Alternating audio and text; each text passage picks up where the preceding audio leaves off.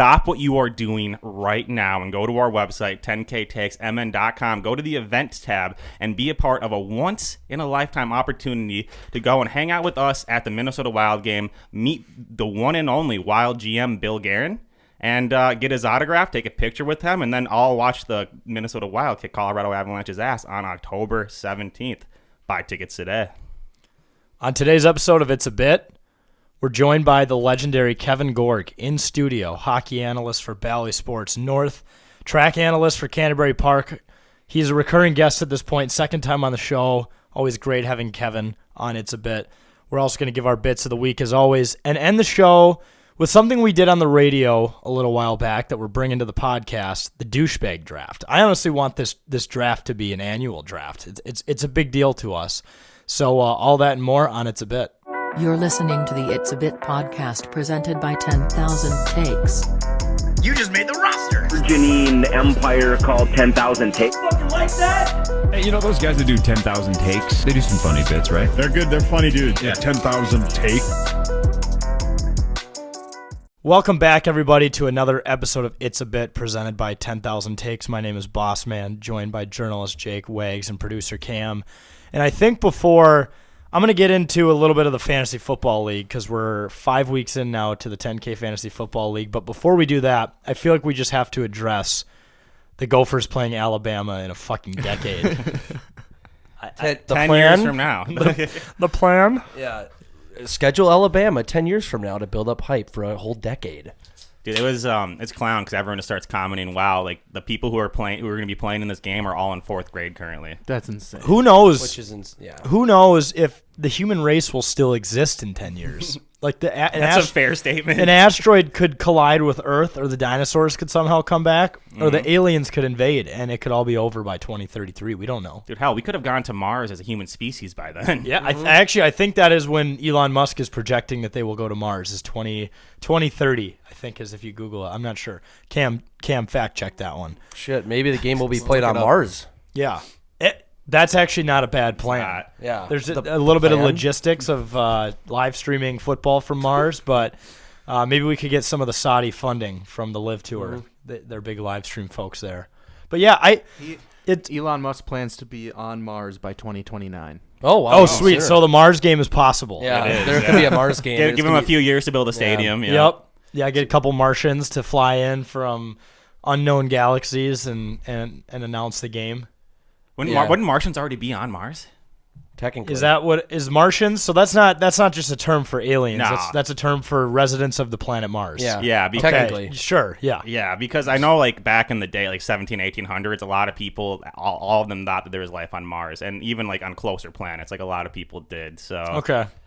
A lot of science Martians. guys did. I wonder, so a lot of people made some good points about that. A few of them were Tanner Morgan will still be our quarterback, which I somehow believe in, as well as Nick Saban will be in a home by then. Holy, how old will he He'll be 60. No. He's gonna be 70 like now. 81. Yeah. Oh. But doesn't he have like a 7-year contract still? Yeah, he's going to He, they might extend it. I don't know. They might. He's going to be there till he's in the grave. He's going to be a Joe Paterno. Dude, being a college don't wanna football be coach. that. Well, not that, but in terms of longevity. I'm not sure why you'd want to be doing that, like that demanding of a job when you're in your 80s. It's probably one of the hardest jobs known to man. The fact that you never really get a day off. It's nonstop work all year round, and you're 80 years old dealing with that. Fuck that. Yeah, I don't know how that man still has some hair. 80's the new. I mean, as we progress in time, though, like the life expectancy increases due to increases in technology of medicine and everything. Plus, he has the wealth. Yeah, exactly. So he's going to be 81. I mean, 80 is the new 70. Maybe Well, by then it'll be the new 60. It's like I never understand, like Pete Carroll, he's 71. He's been an NFL coach or like a football coach forever. And he looks like he could still run a marathon. You want to know his secret? Lots of gum. I was going to say, True. yeah. He's got a strong jaw. That just exercises every muscle in the body. They don't want to tell you that, though. Yeah, plus him and Russell Wilson were together for so long that Russ probably taught him how to live forever through the danger method. Yeah, through the danger Russ. Dude, I'm so obsessed with the clip of him sadly saying "Let's ride" after the press conference on Thursday. I can't get it out of my head. I've been watching it on repeat for days now, and I think I might be addicted to it. If you've ever been addicted to like a bit or a clip, it's Russell Wilson at the end of the press conference. If you haven't seen it yet, go on my Twitter because I've been tweeting it almost every day, and he just goes, All right, that'll be all. Thank you, Broncos country. As he's walking away, he goes, "Let's ride." I swear to God, he's like contractually obligated to say it a certain amount of times per game, and he like realized in the middle of that press conference, shit, I still owe them a "Let's ride." Yeah, it was hilarious because like he didn't. Yeah, he walked away as he was saying "Let's ride." I've never seen anyone look so depressed while saying some sort of like mantra, So that was hilarious. Yeah. I thought that was just a promo bit. They were just like forcing him to say like before the season they have like the media days or whatever, and they want to build out the promo videos for the season. Like when he said that at the press conference, I'm like, oh my gosh, like he actually This was his thing. This was his idea. This is horrible. Yeah, it's so bad. But he's trying to do the PJ Fleck bit with like row the boat, but it's not working. right. No. Let's ride. Like I think he literally takes like let's ride as in we're Broncos. Let's ride horses. Well, and so when I originally saw this clip, I assumed the same thing. I thought "Let's ride" was like the Broncos' skull chant, and I'm like, maybe this is like their bit. Like maybe they all stand up, "Let's ride, let's ride." The marketing let's team ride. is behind it. And then he was doing it. Then they were going to put it on the big screen for like third downs, but this is all him. It was a team he had not even played a snap for yet, and he's coming up with a catchphrase. Also, it makes it even worse because he didn't do any of this shit in Seattle. Right. He just balled out. And now he's Why not? He was a little quirky and a little weird, but it wasn't to this scale. It wasn't like to this extent. I'm surprised he didn't like do in the last few years like Seattle country, let's fly. Yeah. Well, at this point, we can safely assume that Russell Wilson has lost his goddamn mind. Yeah. He's gone. He's gone. He's following in Antonio Brown's footsteps. Yeah, skill-wise, mentally. I think he's definitely in the pool for the upcoming douchebag draft. Let's say I'll give you a hint now. He's on my list. But while we're talking football, before we get into bit of the week, I got to give a little 10K Fantasy Football League update. For those who don't follow, we've been doing a Fantasy Football League with all the different pods and groups in 10,000 Takes. And here are the current standings. In first place at 5-0 is Third and Forever, which makes sense. They're football guys. Number 2 is Band of Bloggers, led by Veach at 4-1. The leap between second and third is hilarious, by the way. Third place is us. It's a bit at 2-3. Number 4, High Risk, High Reward at 2-3. The Has-Beens in fifth at 2-3.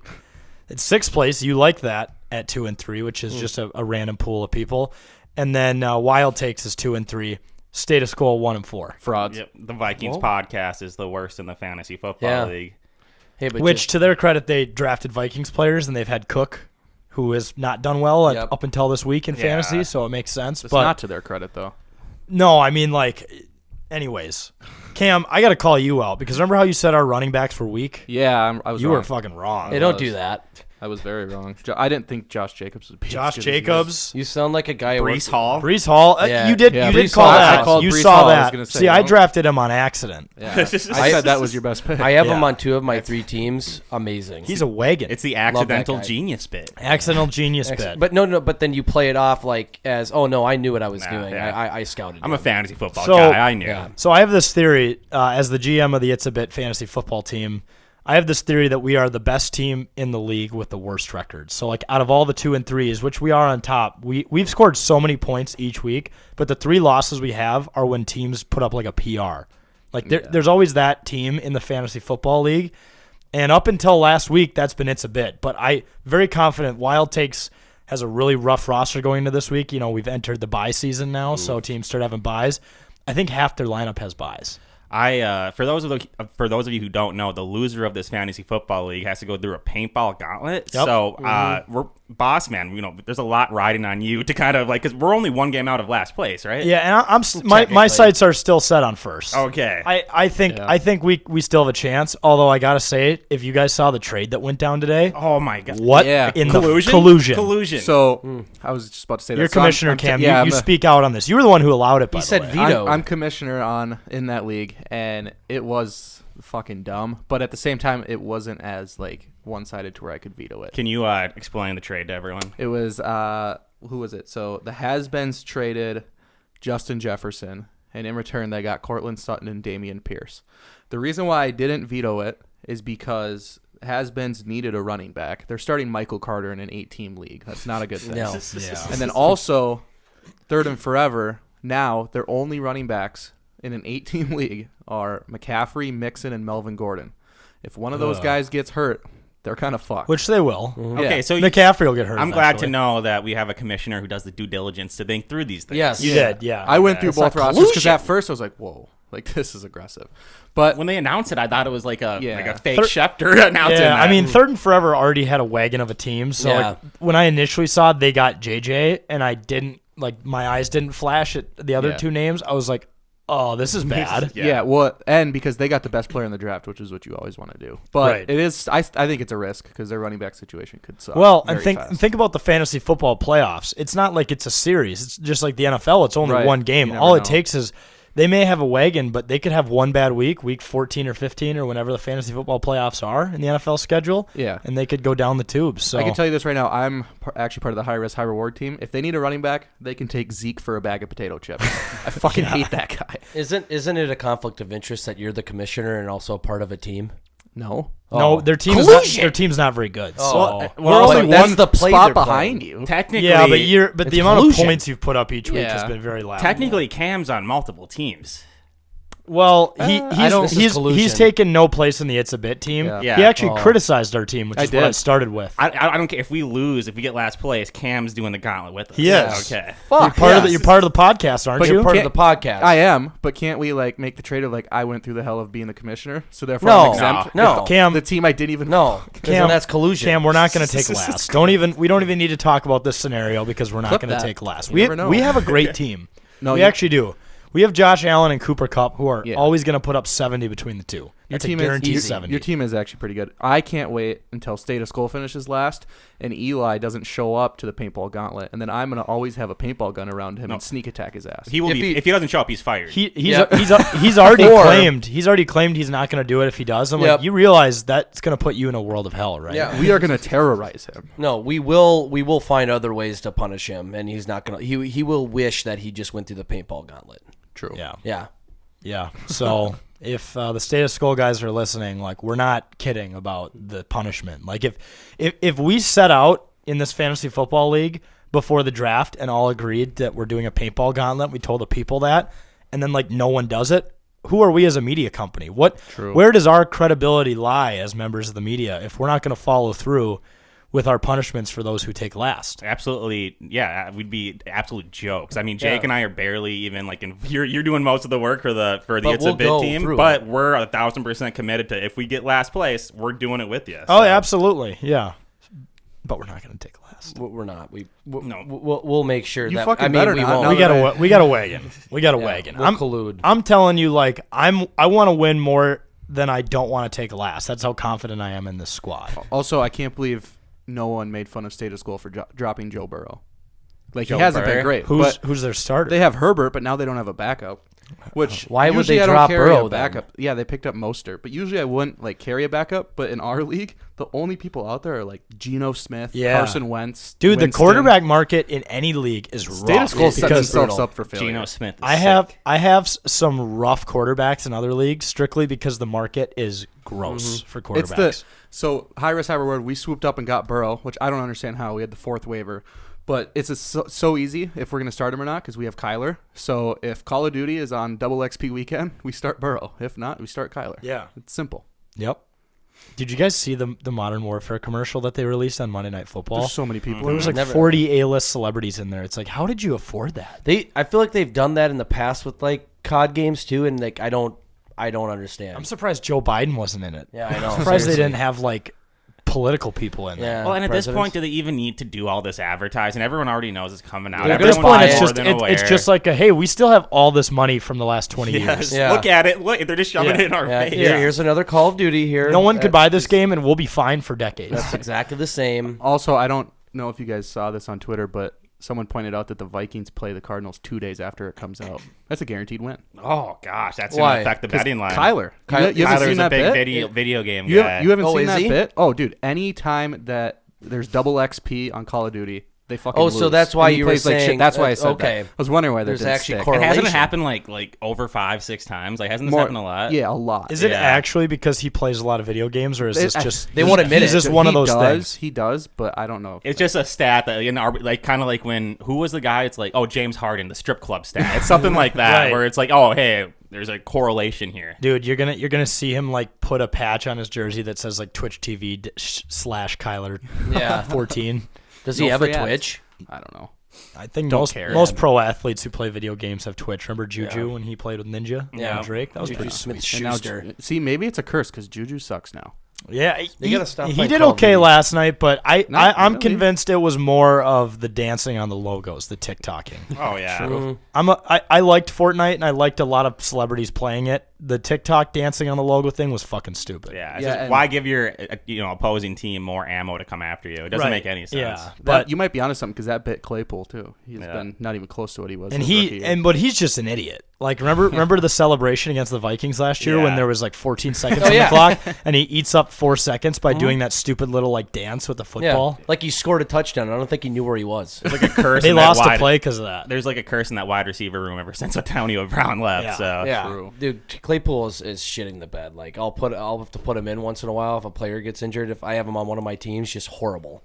Yeah, you know what? The way it works is that if you draft a player who does something stupid outside of football, you are now subjected to that stupidity. So just know that before next year's fantasy football drafts. But let's get into bit of the week before our interview with Gorg.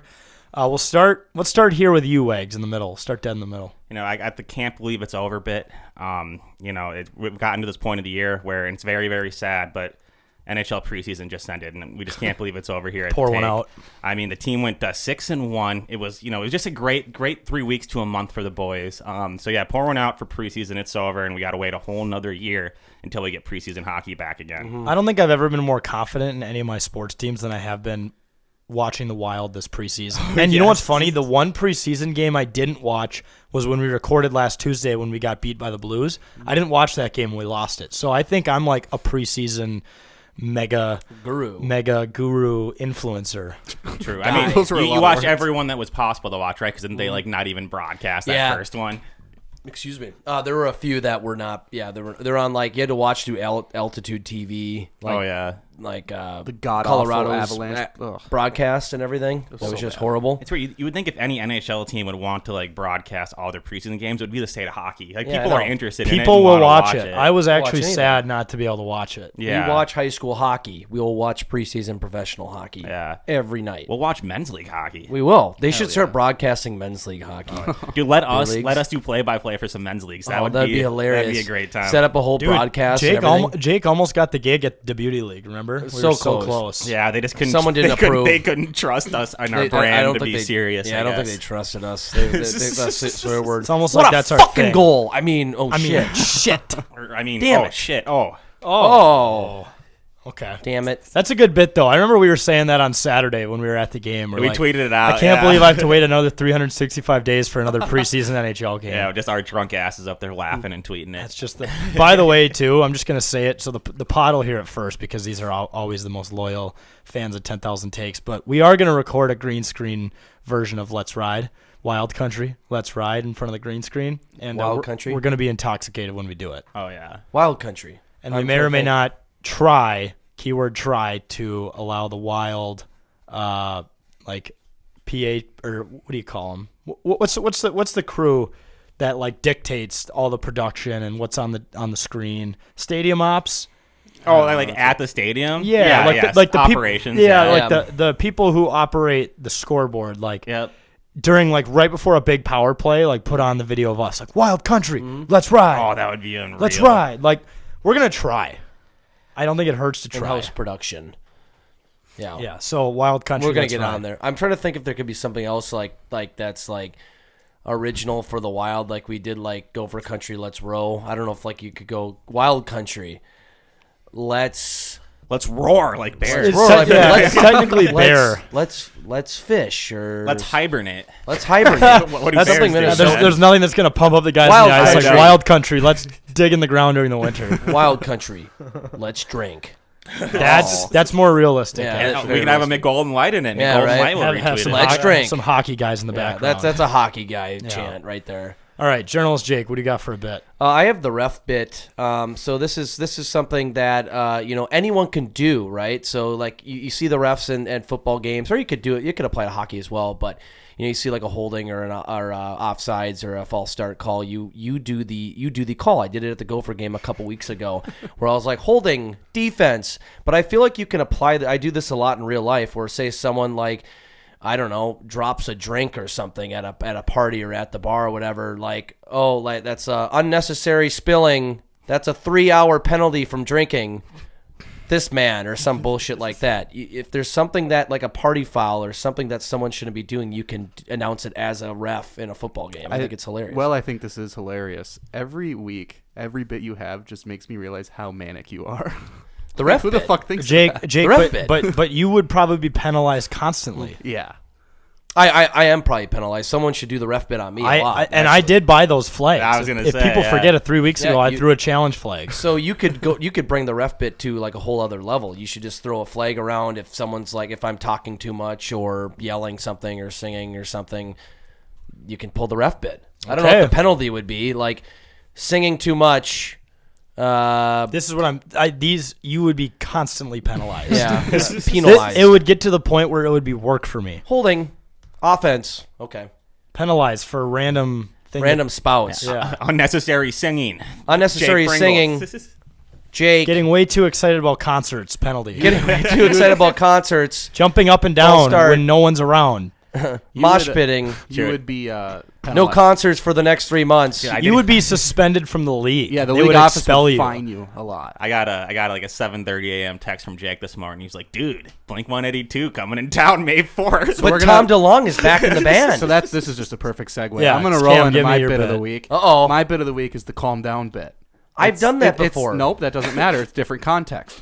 This is the bit where someone gets overly excited when a band they like is playing a concert. So I totally get that, but you gotta make it more specific then, because I did the calm down bit in the spring for you when you were freaking out about going to Target Field. Yeah. You can do the music calm down bit or the concert calm down bit, because Jake, don't deflect this on Yeah, the way well, Cam no, worded no. this. This is about you. He's Oh, trying I This is know. about you. I totally get that, but it is about me. So are you gonna well, call no. out whenever you hear a reused bit in the future? You're gonna call it out then? Yeah. Well, no, Yeah. I'm just saying, because I use the calm down bit, but you're specifying it to music, so you should be the music calm down bit or something. Okay. Cam, just say it again so we can Thanks. get past that. It's the music calm down bit, I Okay. guess. Okay, But Go on. I just don't get it. Like, Okay. you first of all, you need to calm down. Also, music that's recorded in a studio sounds way better than at a concert. So It's a fact. It depends.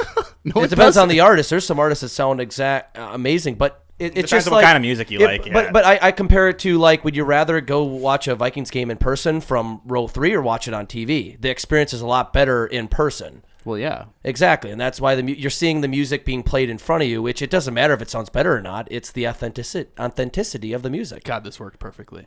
Yes. Thank you, sir. Just got him going.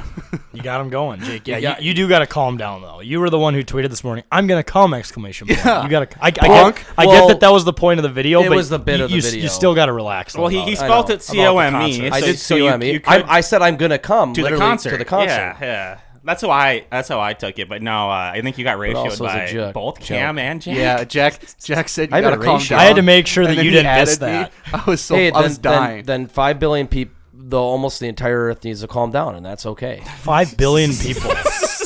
People are pumped for Okay, Tom so DeLonge where did joining you get the Blink-182. data that everyone who has a fucking heartbeat likes Is there Blink 182? 3 billion people love Blink 182? I mean, you look at 5. their followers; it's insane. There are a lot more people than you think that love. Are there Blink-182 followers and Tom at 5 DeLonge. billion? Probably. I'm sure half of the planet's population has heard of Blink-182 and Tom DeLonge. Really? So Blink It's- 182 it's a Blink joke, 182 has obviously. 1.6 million Twitter followers, which is probably the size of a third of LA. It's a joke, obviously.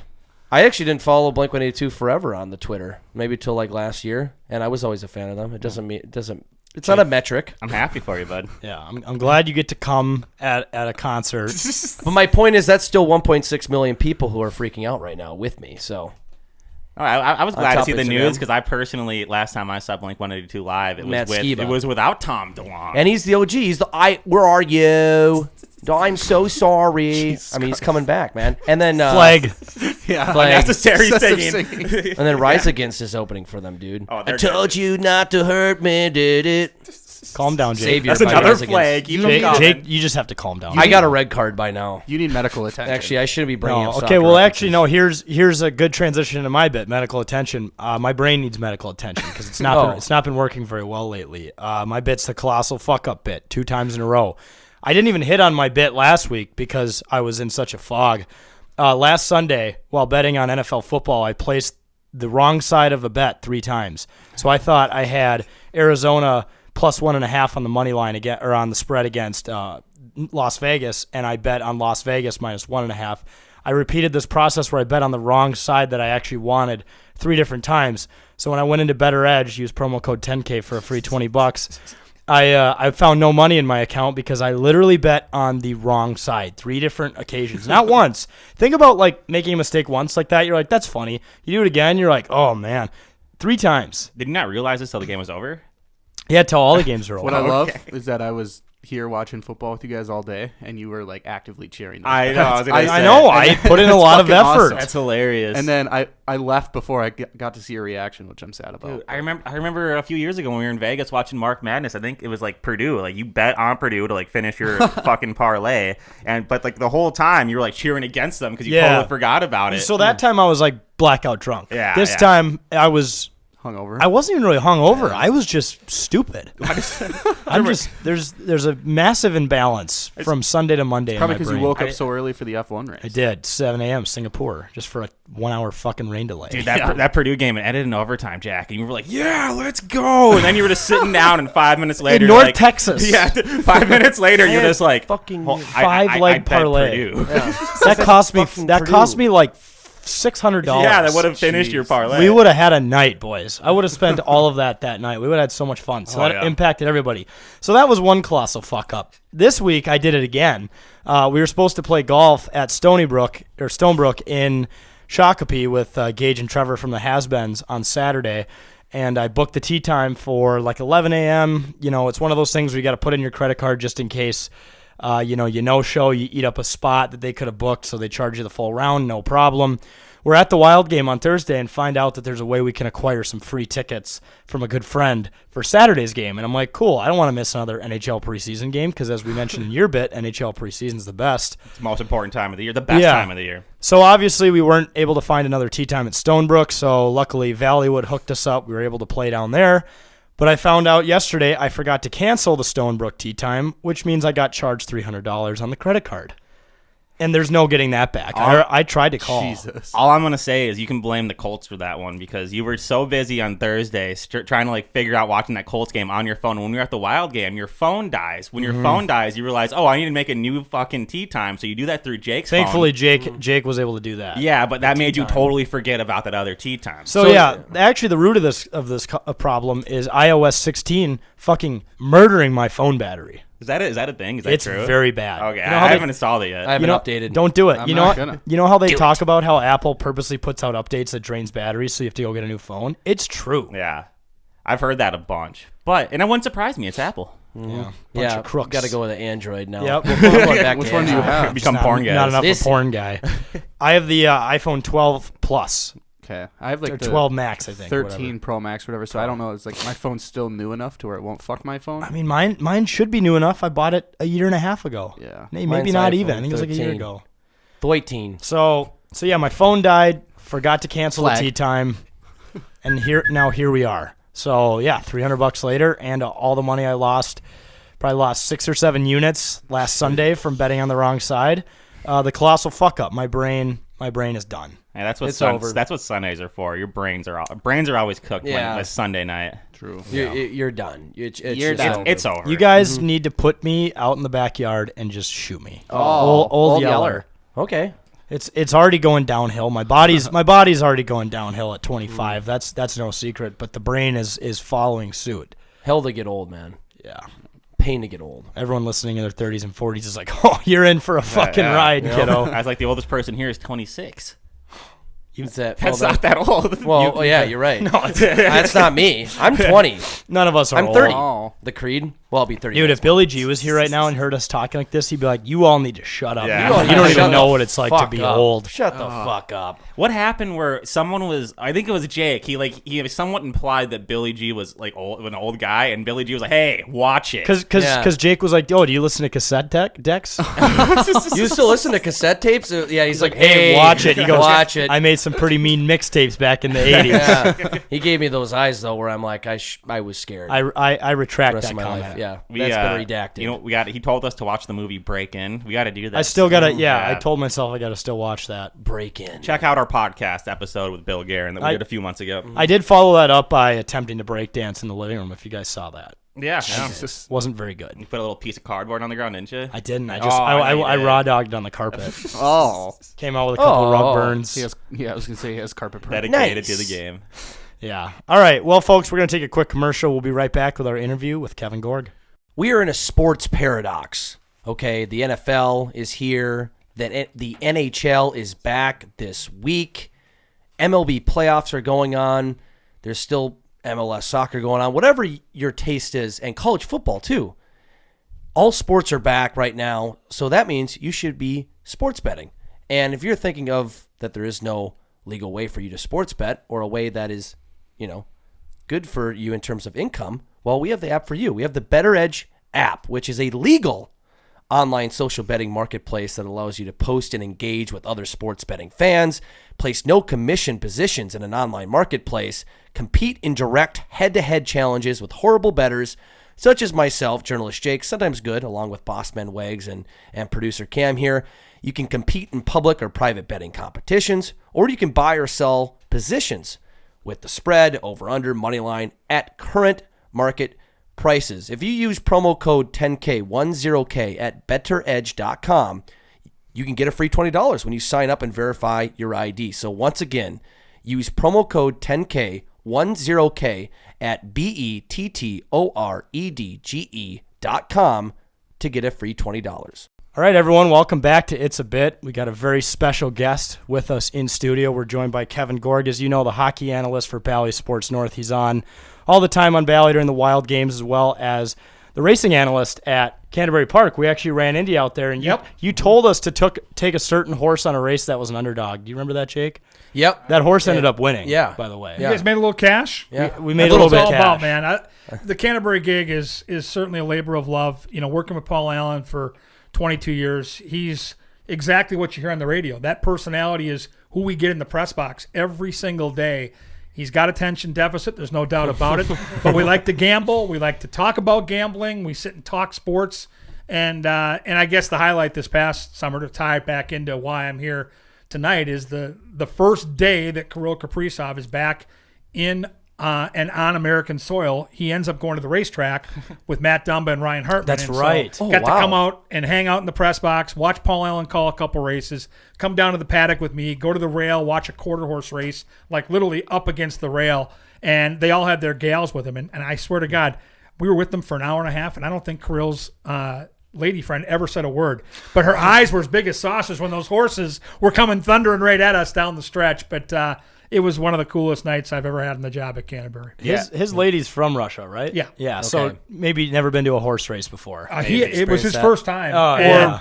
And it's funny because, people always, does he speak good English? It's getting better all the time. He was asking about certain horses and, why is this horse favored and why is this one, a long shot. So it was fun. And, Hartman and Dumba are such good dudes and, kind of taking him around, showing him the ropes. And we kind of kept it under wraps for most of the night. But then when we got done in the winner's circle after that quarter horse race, and it was kind of late on a, nondescript Wednesday night. So it wasn't like it was a big crowd out there. But all of a sudden the people figured it out that it was Kirill. And it was like moths to a flame. No. Like all of a sudden there were like 30 kids, with their racing programs and their pens. And the guys were great. They sat out there for 25 minutes, took pictures, signed autographs. You guys know from working with Billy G and from working with anybody on top to bottom in this Wild organization, they are unbelievably generous with their time, and these guys were no different. From what you can tell, does Kirill seem to like it here in Minnesota? He seems to really enjoy it. Like, I didn't – that first year, because of COVID, I think it was really difficult for him. And I think that last year I think was a whole new experience for him to finally be able to go out with the guys and to feel a little more comfortable and to not be so awkward socially, because during the pandemic, these guys didn't have a lot of freedom. And finally last year they got back to being able, like even that night at the racetrack, just being able to be normal again for somebody that's new to a country where all his family and friends are back in Russia. I think a lot of times we take what we have for granted, and I think it was really good for him last year to kind of take that next step off the ice, and now he just seems so much more comfortable. Now the locker room's open up again. I know you had Russo over here. We were able to go back in there now and just have conversations with the players, so it's not so structured where they're at the podium and they're kind of there to answer 5 or 10 minutes worth of hockey-only questions. Now I can go in there and actually have a conversation. He went and saw the movie Avatar last week and had a bunch of questions about that movie. I can only imagine what gets lost in translation with those guys. But, it's a whole different scenario for him, and I think it's going to help him on the ice as well. Well, and I remember, too, when that picture came out of you guys with the players and Kirill was in it, like that was the first time people had seen him safely here. Because that was what you could call a crisis this summer. It was, for us Minnesotans, was bad. Like, we've had so much taken from us in the world of sports. Like, we're like, we finally get this guy. Yeah. We now know he's a superstar. He just had the greatest season in franchise history, and he might not be able to come back and play. Like, I swear to God, people that come in the racetrack and recognize me, and it's not a ton of people, but the ones that do, they were like, are we going to get Kirill? Is he really going to get back? And like people were like freaking out. And I'll admit it. For the first month, I'm like, nah, it's cool. But then I started getting the intel on how he had tried a couple times to circumnavigate his way back to the States and got shut down. And now I'm thinking, oh my God, this actually is a thing. Like, and so I didn't know he was coming to the track. Ryan Hartman just during the day said, hey, would it be cool if, I came out tonight with some friends? I'm like, sure. I'll leave you some passes. Here are my picks. When you get there and you get settled in, let me know. And so we got him a table up in the clubhouse, which is kind of the normal protocol. Let them kind of do their thing. And I kind of forgot they were coming. And all of a sudden I got a text. He said, hey, are we okay coming to see you and Paul in the press box? I said, yeah, who you got? And he texted me back. He's like, well, I got Dums, Kirill. And at that point I just shut down. I didn't care what else he had to say. Yeah. I mean, it was like, all right, get your asses up here.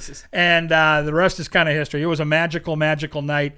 And I just, the sense of relief we all had as Minnesota sports fans, more importantly as hockey fans, that we get to watch this guy again. And we saw a little glimpse of it during the preseason. We didn't get to see a lot of them.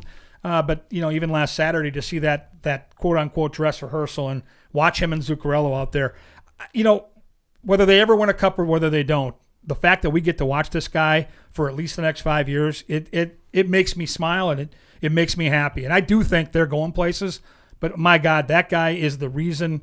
He's the number one reason you buy a ticket, in my opinion. Mm-hmm. Watching Kirill and Zuccarello last Saturday, you're right. That was an absolute the chemistry they have. On. And even with Rossi on that line, too. Yeah. Like, that line was clicking. Mm-hmm. They're going to have some, I think as the season progresses, they're going to have some tougher decisions. I think right now it's easy. I think right now you let him, I'm speaking of Rossi, kind of ease his way in a little bit.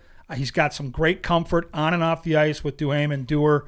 You don't want to rush it. It's his first year playing at the NHL level. He's going to have some good nights, and I think some nights where he struggles a little bit with the physical play when you play some of those bigger teams in the Western Conference.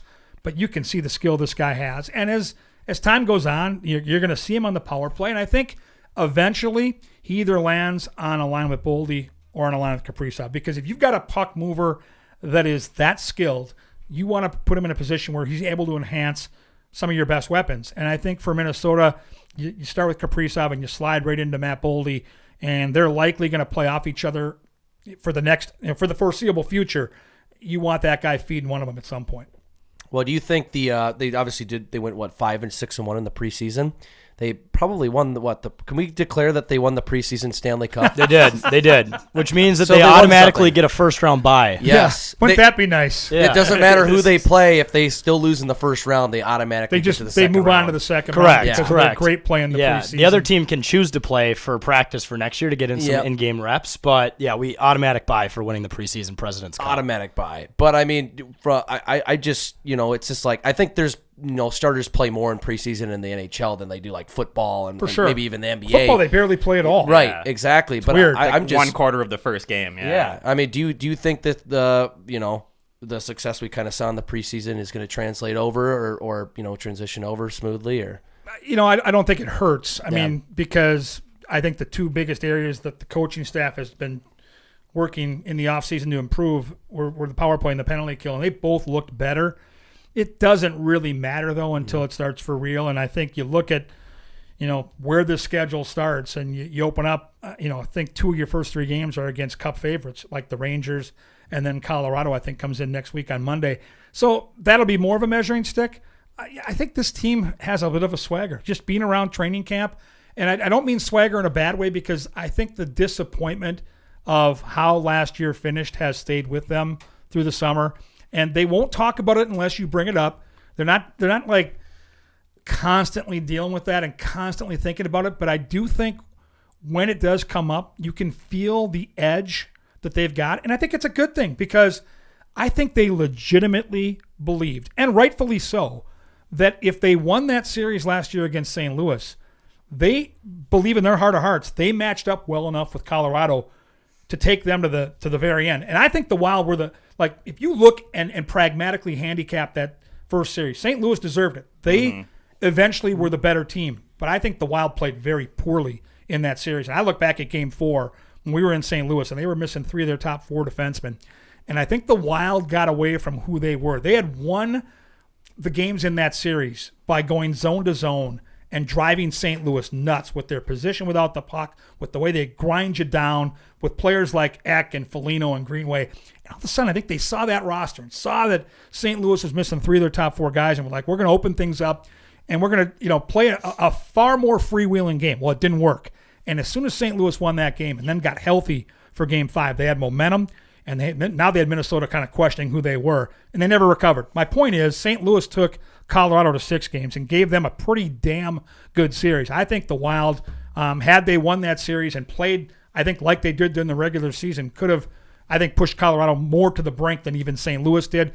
They're a good enough team. They are a speed team, so they match up with certain teams better than others do, and I think they match up with Colorado because of their speed on the back end better than a lot of teams, because Colorado comes at you in waves.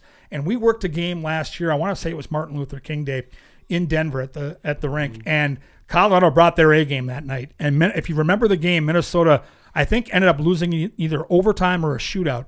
But I talked to the guys on the Colorado side, and they're like, well, you got our best, so now you know where you fit. And I'm like, yeah, I remembered that, because Minnesota has that innate ability with their skating skills, front and back, to play with certain teams. Now, on the flip side, where I worry about this team, if you look at the Western Conference and you move to the playoffs, when they play teams like Calgary, when they play teams like St. Louis, teams like Nashville. Nashville's a terrible matchup for this team. Teams that are heavier are hard on this hockey team, because if you think about the Wild's best players, Kaprizov, think of Marco Rossi now, think of Spurgeon, think of Brodin in a 7-game series that's super physical. That's the one area where you have to kind of say, ooh, now you're going to need some of the big guys to step up, because that is a team that the Wild don't comfortably match up with as well as they do the speed teams. That's funny. I feel like that's been a problem with the Minnesota Wild for a long time, that everyone always comments they don't really have the size, and they haven't for a very long time. No, they haven't. And Boldy will help. Greenway and Foligno are going to be the lifeblood along with Eck. That line, it's such a needle mover. When you look at the way this team matches up with other teams, especially heavy teams, you need that line. Like that line, when they're going, this team is a different team. I'll just tell you that. The addition of Middleton was huge. And this is a name to kind of maybe tuck away for later. Maybe we do this again a month or 2 into the season. But that big defenseman Schuster that we watched in camp, that they gave a real long look to. I mean, to the very, very end, that's kind of just off the beaten path when you hear about, okay, the Wild's blue line. You still have John Merrill waiting in the wings, and Addison's going to get his chance, which I think is going to be really good for the power play.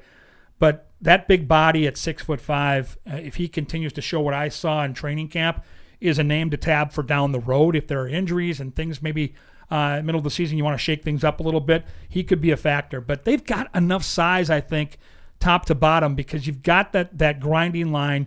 You've got a guy in Matt Boldy, and then you've got, I think, players like Duhaime play bigger than they are, right? He's a nasty guy that gets in your face, that sticks up for his teammates. So they've got a little edge to him. It's just when you get into that 7-game series, I think the one thing that Billy Guerin and the coaching staff are aware of is, can this team play the type of style of hockey that allows them to play, if it's a Colorado, play your game, play the speed game, do your thing. But now can you flip the switch? And they didn't do it against St. Louis last year, and I think they learned some lessons because of it. So now maybe they'll be a better, more equipped team to handle that down the road. Well, going back to Schuster, like, if you haven't been to a game yet, he is a monster on the ice. He is the tallest guy out there by an entire foot. At least it looks like. He's especially on skates. It's like Devin Dubnik's playing defense. Like, he's that big. Remember how tall Doobie looked? Yeah. You know, Spurgeon would stand next to him on a defensive zone faceoff. Oh. You're like, what in the hell is going on here? But no, he's that big. And I think because he can skate and he's got some skill to him, I do think he's a player that isn't being talked about right now that at some point could make an impact here. I don't know when. But, you know, just kind of reading the tea leaves and watching training camp and being at the rink every day and seeing how he looked when they did drills in the defensive zone and that long reach and just the way he can move people out of the front of the net. You know, you've got two goaltenders in both Fleury and Gustafsson that are really good, but they're both guys that aren't afraid to kick a rebound out in the slot. A guy like Schuster, to me, is someone that you don't want to sleep on as the season progresses. I think at some point he might get a look. Yeah, NHL.com has him listed at 6'7".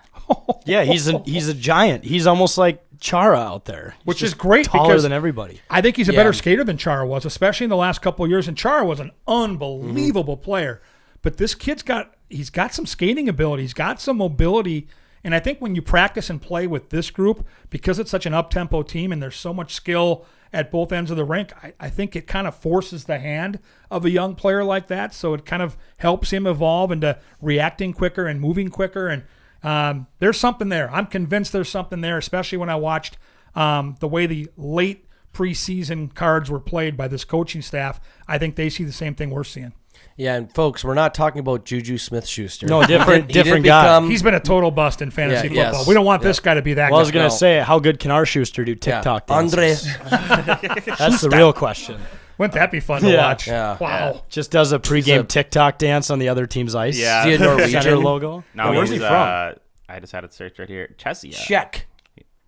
He's a quiet young man. But Czech. He's got quite the presence Czech out Republic. There.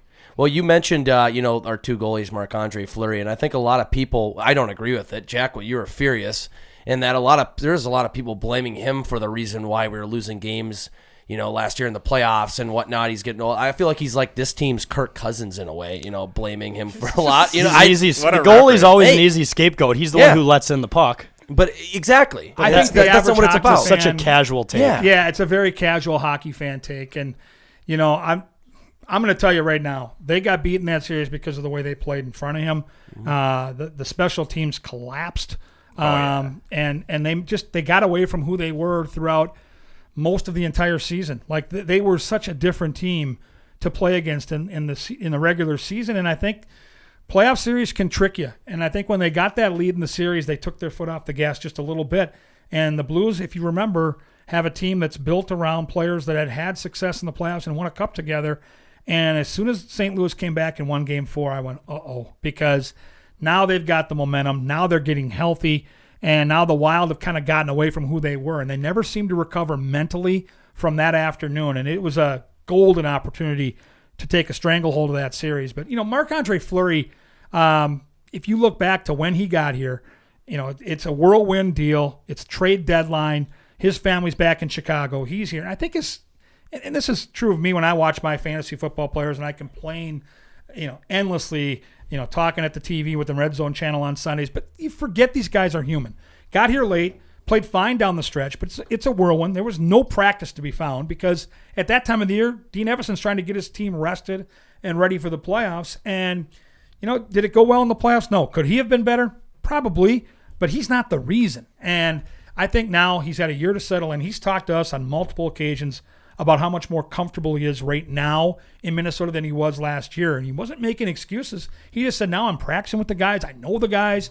They're playing off me. I'm playing off them.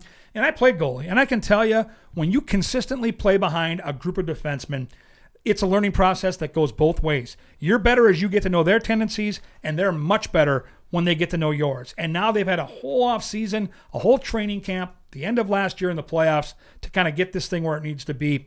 And Bill Guerin's not going to move Cam Talbot unless he believes that this guy can do it. And he's the youngest looking and acting, soon-to-be 38-year-old I have ever been around. No kidding. This kid is so fit. He is so energetic. And the one concern they have, and Dean Jefferson told us this last week, he's like, my biggest concern with Marc-Andre Fleury is we have to force him to take practices off later in the year because he gets out there and he just wants to compete. He won't take a drill off. He won't take a shot off. And we're going to need him to, say, play 50, 55, maybe 60 games. They're going to have to force his hand a couple times just to get him to chill because he is so youthful and exuberant, and you love that about him. And I think the ripple effect is hopefully it's a situation where this youngster that was kind of lost in the shuffle in Ottawa can learn from one of the all-time greats, from a soon-to-be Hall of Famer. And this kid's 23. He's played less than 30 games in this league, so you really don't know what you have. I was worried early in training camp because he struggled. I'll be honest. The first couple practices, even the first time we saw him in a preseason game, it wasn't clean. It wasn't great. His last two appearances were phenomenal, and I think now you're starting to see that kind of that Marc-Andre Fleury effect, because if that guy's working that hard and he's 37 and I'm 23, I better get my ass. Yeah, talk in about gear. Setting the bar. Well, you're in a tandem with one of the greatest goalies of all time. And you got to think he's coaching him. He's totally like his goalie coach. Absolutely. He probably know. I mean, if you're in the NHL like Philip Gustafsson, you're doing something right for sure. But like, there's probably tweaks you got to make. And I guarantee there could have been something where Marc-Andre Fleury's like, hey, no, just back up to post a little more or something like that. He's like, oh wow, that changed everything. It could be like little things like that. Fleury's that accent was horrible, by the way. The accent wasn't the best. Not the greatest. He French speaks Canadian. he speaks better English than that. I don't. But to still. your point, when we asked Gustafsson about this, he said, I ask him multiple questions every day, whether it's in the locker room or out on the ice. I'm picking his brain as much as I can. So he's eager to learn. He understands the opportunity that he has in front of him. And I think the Wild right now are in a position where you've got a veteran that you trust, you got a veteran that you know, and you've got this unknown commodity. And then the coup to the whole thing is, and if Wild fans, and again, hockey fans aren't the most patient, but if you read the tea leaves and kind of look at where this organization kind of is built right now, the kid they got in Iowa has, and I say this with all due respect, he has a chance to be one of the, if not the best goalie to ever wear a sweater in this organization. This kid is 19 years old, and I'm telling you, he is going to be something special. Fleury is, you can't really count Marc-Andre Fleury because by the time he got here, he had the Vezina, he had the 3 cups. So take Fleury out of that argument and put the rest of them in there. The Wild have always had really good goaltending. Wallsted's got a chance to be better than any of that entire pool. Take Fleury out of the equation. Think about that. And this kid's 19, so this team's going to be good this year. I think they're going to be a playoff team this year. I think they're going to be good next year. I think they're going to be a playoff team next year, but they're going to be way better in year 3 from right now, year 4, 5, and beyond, because of how young they are and the talent they've got accumulated top to bottom in this organization. It's exciting for all of us, and I've been doing this with the Wild since 2006. This is as good a place as this organization has been in, and it's not close. Yeah, I saw that they had a top, I think they're number 2 in prospects that they currently have in their organization, which is absolutely unreal and very exciting for the future here in Minnesota. We're also still projected to be a top 5 team this year. Yeah. I mean, that was just with some algorithms and models, and I know that's subjected to, whatever, but like people after we lost Fiala, people were like, that's it. Like we're done. Yeah, it's like, no, we're fine. I think what Kevin here is saying is that the Wild are going to win the Stanley Cup in 2025. And if they don't, they're going to be coming for your head. Come for me. Yeah. Come for me. Yeah. Well, the Fiala thing is, it cuts both ways, because offensively, you don't have another player that's new to this team. Let's use Sam Steele and Marco Rossi as the 2 most obvious picks. Neither one of those guys is scoring 33 goals this year. Right. Understand this, though. Kevin Fiala the first half of last year was subpar. Let's just put it that way. He wasn't at his best. He got hot the second half. Him and Kirill just kind of fed off each other, and they went from there. Well, it also coincided with what? Matt Boldy making his debut in early January in Boston, and that played a huge role. Boldy changed it all around for him. For sure. But understand that Kevin Fiala, as good as he was in one end, constantly was, in the doghouse for what he did in the other two ends. He was awesome in the offensive zone. An unbelievable talent, the shot, the rink vision. You can't coach that. He's going to score in L.A. It's going to sting. We get it. But the neutral zone and the defensive zone were not always his friend. So there's good and bad, and you can do it with multiple people. Matt Boldy is going to be better than he was last year. He'll take a step forward. Rossi's here. We think Sam Steele can help. There are ways you can kind of avoid that offensive punch that is gone. And the key is going to be, can they get that power play where it needs to be? When you have the weaponry that this team has, you have to be a top 10 power play. Plain and simple. Figure it out. They will. They've put the time in. Their coaching staff is excellent. They'll figure it out. But you've got the weapons to be at least in the top 10 on the power play. And what got frustrating last year is they never gave their power play a chance to be a top 10 power play because of what they did from their goal line to the opposition's blue line. To me, that's where they really got sloppy. Once they got in the zone, they were okay. But from point A to point B, it has to get better, and I think it will. Kevin, you're a betting guy. I am. Currently, the Minnesota Wild are plus 350 to win the Central Division. Do we hammer that? They're only 3.5 to 1? Yep. To win the division? To win the division. Yeah, and I've seen They're the second best right now. Yeah. The models have said that we do win the Central. Yes. The Athletic, Dom from the Athletic. I did see that. They had the Wild at 109, Colorado at 108. It was a little terrifying to see that on paper. Yes. Well, like, get your hopes up. Don't do that to us. But that come just gets our on. hopes up. See, I don't think that's the right bet. I think if you really believe that this team, let's just put it this way. You can probably get 15 to 1, 10 to 15 to 1 that they represent the West in the Stanley Cup. I don't know. The regular season, to me, I think this team's going to be better in the second half than they are in the first half. I think Colorado is Colorado. So, the Wild sent, their A game out last year, and they put up a franchise best, an all-time record year. They had 8 or 9 guys have career years, and they were the 5th best team in the league last year, but they were still 6 points behind Colorado. So I'm not betting the Wild. If I'm betting 3.5 to 1, it's not going to be on them beating Colorado in the division. But you guys know how playoffs work around here. It's just a matter of getting in there. You've got a guy that's won 3 cups that's going to be your starting goalie. You've got a young guy behind him that'll be better in April than he is right now to start the year in October. And you got young players like Marco Rossi and Kalen Addison that are going to play a significant role and probably be better in the second half than they are right now. So I see the division to me is tough because I think Colorado is clearly the favorite. I think Nashville is the most improved team in the division. Now, St. Louis and Dallas, I think the Wild are better than those two teams. So I do think it comes down to one of those first 3 I mentioned. But then you look at the other side of the conference, and I think there's some interesting bets out there because all the money is going to go into Calgary and to Edmonton off what we saw last year. And I happen to think that both the teams in California are super sneaky these next 2 years. LA and Anaheim are coming. They got great young talent.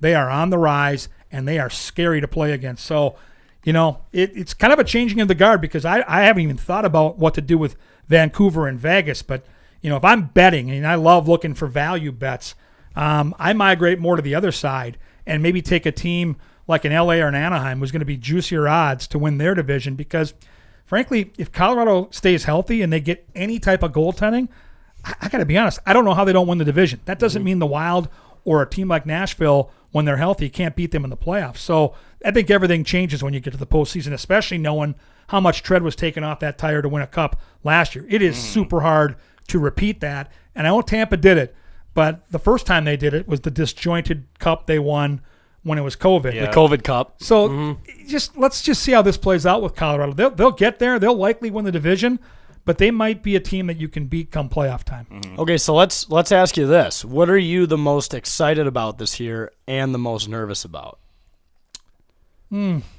Injuries. I think that the thing I'm most worried about is injuries because if you look at Jonas Brodin, Jared Spurgeon, Kirill Kaprizov, and Marc-Andre Fleury, and there are plenty of valuable players, but you look at those 4 guys, if any of them miss significant time, the ripple effect that could have. Or if Jordan Greenway comes back and has issues with that shoulder after having surgery in the offseason, we can't have that grief line. These are things that I worry about that can be, kind of rattling through my mind. What I'm most excited to see this year is who Marco Rossi is, because a lot like Kirill Kaprizov, we've had years now to think about it.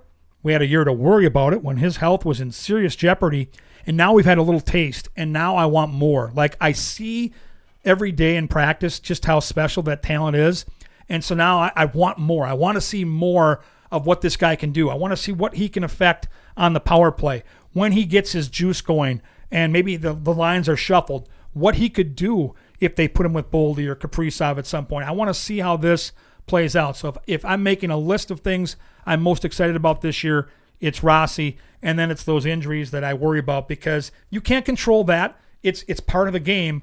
But I think as deep as this organization is, and as much young talent as they have, you take any of those four guys and you look at Brodin and Spurgeon, we know what they mean on a nightly basis to this hockey team. And then you look at players like Kaprizov and Boldy, and I get nervous because these are the guys you got to keep out there 65, 70, 75 nights during the regular season if you're going to go where you need to go. Yeah. I was going to say really quick, for some of the last time you were on here was right after Brodin famously dropped an F-bomb during one of your that was great. During one of your, all the guys. Yeah. So obviously, since you've told that story the last time, we've had a lot of new listeners join the bandwagon. So take us through your side of that when Jonas dropped, and for good reason. He just put in an overtime goal. He had scored an overtime winner, so we dropped the Titanic. It's the greatest duo in sports. But what was it like? Well, we were, and I've got my IFB in, so I can hear the guys in the truck. And he's a soft-spoken. You guys know him. You've seen him. He's a quiet kid. He's a respectful kid. You get Marcus Foligno on or Matt Dumba on, and you've got to have the guys in the truck sitting on the dump box. Yeah, right. They're like, okay, Dumba's here. All right, okay, Foligno's here. But with him, you're like, oh, we can take a nap. And it's Brodin. Yeah. So, the question was, hey, you play on a regular basis with your best buddy, Matt Dumba, and he is known for bringing the thunder with the slap shot. Yet you're the guy in overtime that turns into Matt Dumba. Take us through how that developed. And, in typical Jonas, he's got the hat backwards. He's got this big old smile on his face. He's like, well, I got open in the slot. I got the puck, and I just fucking, shot it in. I'm like, can clean that up. But anyway, and we're all like, what? What? And so he laughs, and I'm like, well, I'm just going to keep going, because at this point there's no going back. Yeah. We wrap up the interview, and so right away I get on the mic. I'm like, guys, did you catch that? And we're like, yeah, but we were doing it live. And I'm like, oh no, because sometimes we tape them, right? It all depends on when we get the guy to come out, and so sometimes they're like on a 2-minute delay. But when you get the game winner, the overtime guy, whether it's baseball and extra innings or it's a Wild or a Timberwolves walk-off three-pointer, we try to get those guys right away and get it on the air as quick as possible. So this happened to be, live, and so he had his Burt Blyleven moment. It was great. Yeah. Well, have you yourself ever had a Burt Blyleven or Jonas Brodin kind of moment? I wouldn't be here. The young lady I live with is convinced at some point it's going to happen, and and I am a kind of what you see is what you get guy. I've got my heart on my sleeve. And I've been close. I think the closest I came way, way back when I first started, and you guys are way too young, but Mike Greenlay was the analyst, and we used to do this face-off in between periods where there'd be hockey topics, and we argue back and forth. And I'm an old North Star fan. And when that team left for Texas, it was like my heart was literally ripped out of my chest. I was, as a kid, obsessed with the green and gold of the North Stars. And so when the name Norm Green came up during this argument, I kind of lost my mind. And I'm making my case as to why he's the biggest villain in the history of hockey. And I didn't swear, but I said jackass loud on the air. And on TV, unlike these podcasts, there are different rules. And I didn't know. I was in Nashville. And so we were taping it from our studio at the rink at the Bridgestone Arena. And I'm like, I got done. And I'm like, I got to text my boss because I don't know what I just said, but I think I said jackass. So he was watching, and he's like, you're cool. You said jackass, so it technically is fine. But, you walk that line, right? And I think we just had the anniversary, was it, I don't know, a month ago, when LaPanta was filling in, which is so rare, right? It's so rare that Dick is not doing these games. He's been doing it forever. And LaPanta's filling in. Of course, it's Yankee Stadium. Of course, it's a huge game with a ton of eyeballs. And that look on LaPanta's face of like, oh, my God. And remember, Bert didn't just say it once. He said it twice. I just fucked the whole thing fucking up. We have to do the whole thing fucking again. Yeah, it was like that. 3 F-bombs. Like, we're live. 5 seconds. I didn't know that. Oh, so good. It's one of the all-time great clips. It makes me smile. We tweet it out every, I think, what is it, like September 1st? I think that has to be on a T-shirt somewhere, right? Yeah, and we tweet it out like every year. It's like, this is the blah, blah, blah anniversary since Dick, or since Bert Blyleven dropped 3 F-bombs. It's Bert Blyleven Day or something like 10 that. 10 seconds. So good. It's insane. Well, speaking of you've never done it to this day with the Wild. I know you do a lot of segments. I'm gonna knock on wood for Kevin right now. Yeah, let's do it right now. You haven't done it to this day. You do have. Oh shoot! Oh no! Knocked down some shit down. Come on. The has-beens. We knocked too whatever. hard. We're fine. But that's probably good. Maybe that's good. But you've done a lot of segments. You still haven't messed up or anything. But I gotta say that what is it? The Minnesota hot dish segment or whatever like that. I think that's just creative. Did you come up with that? I think I stole it. I think the hockey hot dish was stolen. Hot dish. Yeah. Yes. I think the hockey hot dish was stolen from our old colleague Tom Chorsky. He had gone into the digital hockey, we're going to try this, we're going to try that, and there was some hot dish thing that he told me about, and it crashed and burned. It's so tricky. Like, what you guys do, there's an art to it. Some of this stuff works and some of it doesn't, so you just start all over again. Mm-hmm. Exactly. But, we're in Minnesota, and all we know is hockey and hot dish. I grew up eating my mom's hot dish all the time, and there were leftovers. Half the time you didn't even know what the hell you were eating. You just know you better eat it or you're going to be in trouble. And so you just gobbled it up and on you went. But hockey and hot dish is what we do in Minnesota. So I might have had a little cue from TC Chorsk. But, we're going to run with it. What does an average game day kind of look like for you and what you do? Well, we always start by going to morning skate. And at some point there's a conference call that kind of is led by the pre and post game guys that run that part of the show. And like for Thursday, for opening night, we're going to have an hour-long pregame show. So there's a lot more that goes into it. But we try to discuss on the call the different storylines that we think are important for that game. LaPanta's great because he builds the charts. A lot of those statistical charts you see in the broadcast, he'll build. And if Ryan Carter wants to look at a specific part of the game, so let's say the Rangers last year, I'll just use this as an example. I'm not even sure they are, but let's say they were really good in the faceoff circle, then LaPanta will build this chart, but then Ryan Carter wants to talk about, what the Wild need to do to be successful, what can be different this year, adding Rossi to the middle of the rink. And then it kind of starts the conversation on the show. And so there's a conference call. Then, at morning skate, you have time to talk to Dean Everson. Once with the cameras rolling, once just on the side, just kind of some scuttlebutt, kind of behind the scenes what the coaches are thinking about. And then you interview the players, talk to the players. And sometimes you stick around for the visitors. Sometimes you head home, but then you come back middle of the afternoon, and we usually meet in the mess hall there for an hour, break bread, talk about the broadcast, kind of get organized on what we're going to do and how we're going to tee each other up, and then you just go do it. And the cool part about the Wild side of things is our producer, John Stroh, has been there from day one. Matt Laxton, who's our director, has been doing it for a decade. The pregame and postgame guys have been doing it for over a decade, and a lot of the talent's been here forever. I've been here since 2006. LaPanta's been involved in both shows from day one. Wes Walls has been here forever. Karts now he's up to speed. He's so talented. He's there. So you kind of feed off each other. And Audra Martin's been doing it for 8 years. So it's kind of like a little family, like a team, so to speak. And you kind of learn how to set each other up, and you hope to find the right cadence for the fans, because we're not in Arizona, we're not in Florida, we're in a very smart hockey market where people demand more than, hopefully get the puck in deep. They want pucks in the net. Yeah, pucks you guys know deep, the boys. cliches, right? It's fun, but they want more than that. And so we try to go a little deeper, and, we respect our fans, because the guys that are watching, the gals that are watching, play the game, coach the game, have family members that do the same. So it's a different market than it is in a lot of other places, and we try to go as deep as the team will let us go to kind of bring those stories out. Well, and you don't really appreciate the local broadcast until you have to watch ESPN cover it, because I remember the first primetime game we had on ESPN. immediately after the game, in the middle of a sentence, they just cut to college basketball. Yeah. There was no transition. Analysis. There was no all right, thanks for tuning into ESPN. Here's post-game.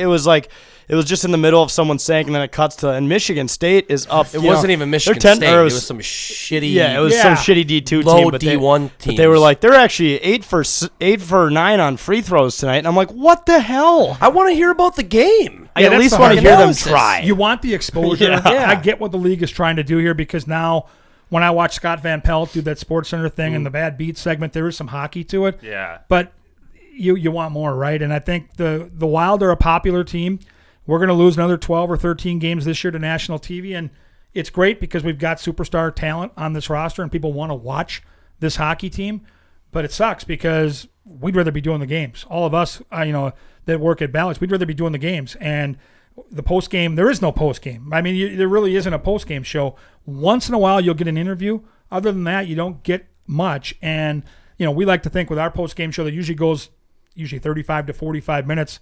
We're going to get you the Dean Evison presser. We're going to get you multiple players. We're going to get analysis from guys that played in this league, like Wes Walls, like Marc Parrish, like the Bird, Ryan Carter. And you want to hear what they have to say. You want to digest it. And if you're a true fan, which I think most of our viewers are, you want to go a little deeper than, hey, the game's over 2-1. All right, see you next time. You want more. And so that's the line that they have to walk. I get it. I know that it's a big old, ESPN's a big old animal. They got a lot of mouths to feed, but it's they could just even do 10 minutes, right? Like that was the cool thing for a while there that the NBC Sports Channel would do is they'd give you a studio to kind of wrap things up in highlights and maybe one interview. We've kind of lost that now. I hope they get back to it. Maybe TNT will do that. Well, and ESPN's not giving you a shirtless Jacob Middleton interview.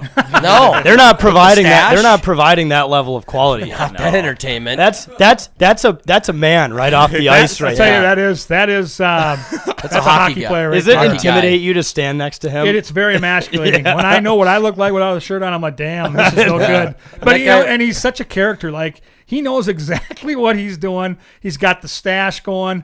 But he is honestly, and it came out in the interview the other night. Like when you get done, he's like, all right, guys. Like he's talking to the fans. He's that guy. He's just he's a lovable dude. Like you talk about a guy that, within a day of him being brought in at the trade deadline was like the class favorite in that locker room. I mean, he is that guy because he's the lovable guy with the big smile on his face with the missing teeth off the ice. But he's also the guy on the ice that'll kick someone's ass if they mess with Kirill Kaprizov or any of your star players. So he's like that big brother that you always looked up to when you were a kid because he was the coolest guy on the block. That's Jake Middleton. And we always joke around that Middleton's the same age as Jake and I here, and it's crazy. We can't even believe it. He looks like he could be your dad. I know. Right? He's like some Jaromir Jagr in the league right now. But seriously, he is an older looking guy. Yeah. I know he's young. I get that, but he looks like a lumberjack, for God's sake. He looks like you see the old photos of those guys, the very old photos. The black and white ones. Late 1800s, early 1900s of early hockey. He looks like he's just that guy.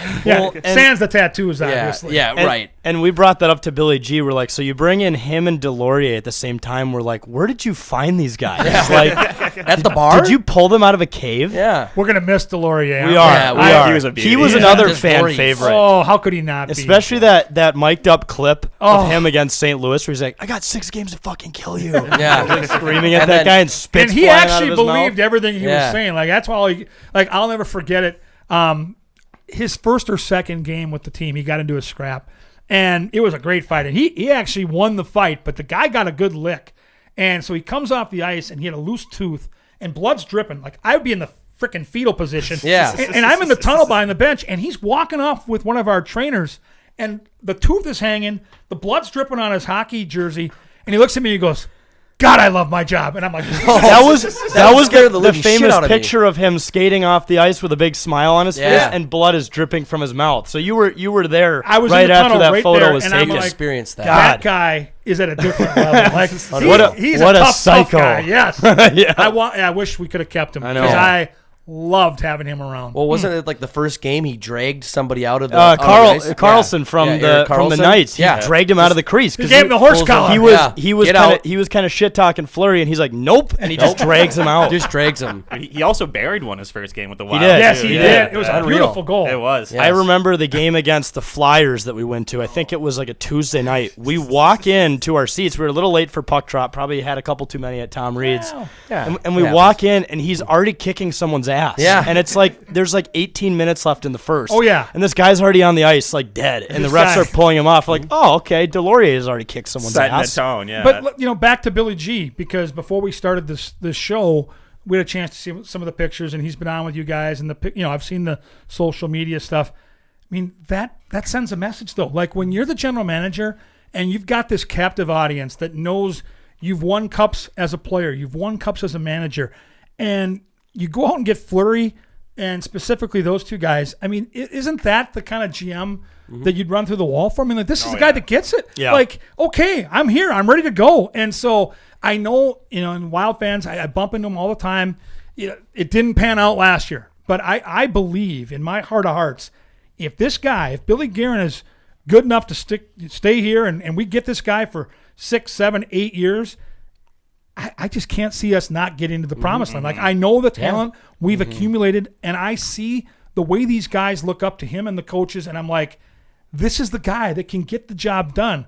I've been waiting all my life. I am 55 years old. From the time I was 5 or 6, I have been obsessed with the idea of a Stanley Cup parade here in Minnesota. Yeah. And it's like, this is the most I've believed. Like, I'm a Minnesota sports fan. Like, I am waiting for something bad to happen like anybody else.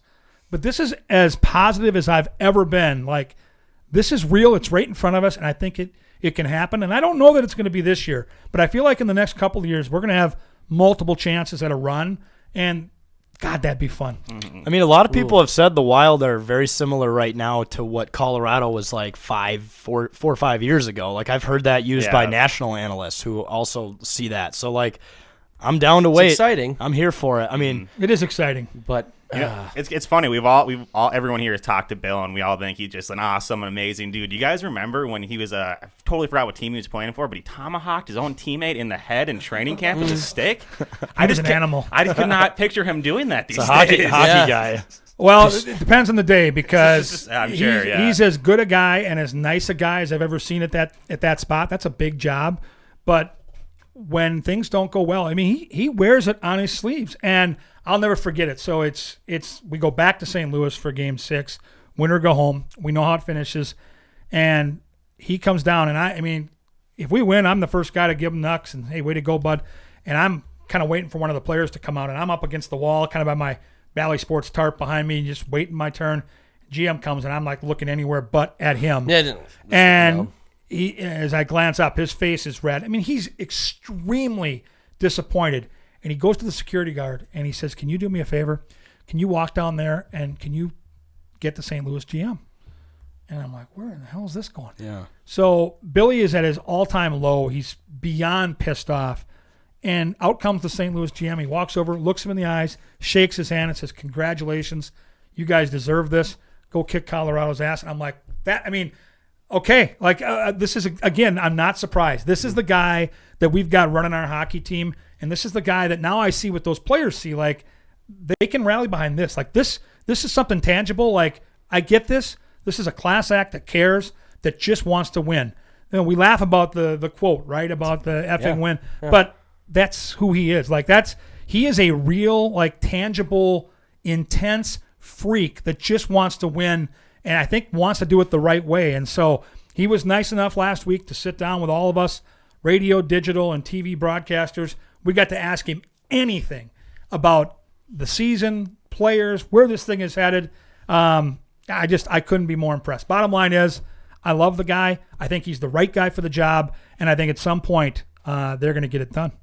And you can tell too, he brings in the right people. Like, he cares a lot about character, and I know he used that word in the video where he gave, Rossi and Addison the roster spot. He said, you have a lot of character, because I can't think of a Wild player since he's been here who I'm like, that guy's an ass. Yeah. Like, there's no one on this roster he won't put up with it. Yeah. Right. And to that point, he expects that of himself and his staff. Mm-hmm. And whether it's the coaches, whether it's the training staff. Like, he wants everybody to be on the same page. Character is everything. He believes, and again, the reason I think, faith is funny, right? No matter what you have faith in, you have to have a reason for it, a belief system.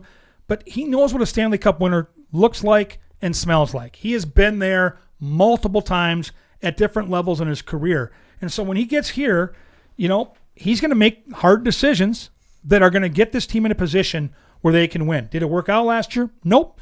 More often than not, guess what? It's not going to work out. But this is the guy that I believe can get that job done. And we finally have enough talent where we're not just, spitting into the wind hoping for the best. Like, this team is built to be damn good right now and even better down the road. We got a GM that gets it. We got a coaching staff that seems to know how to push the right buttons.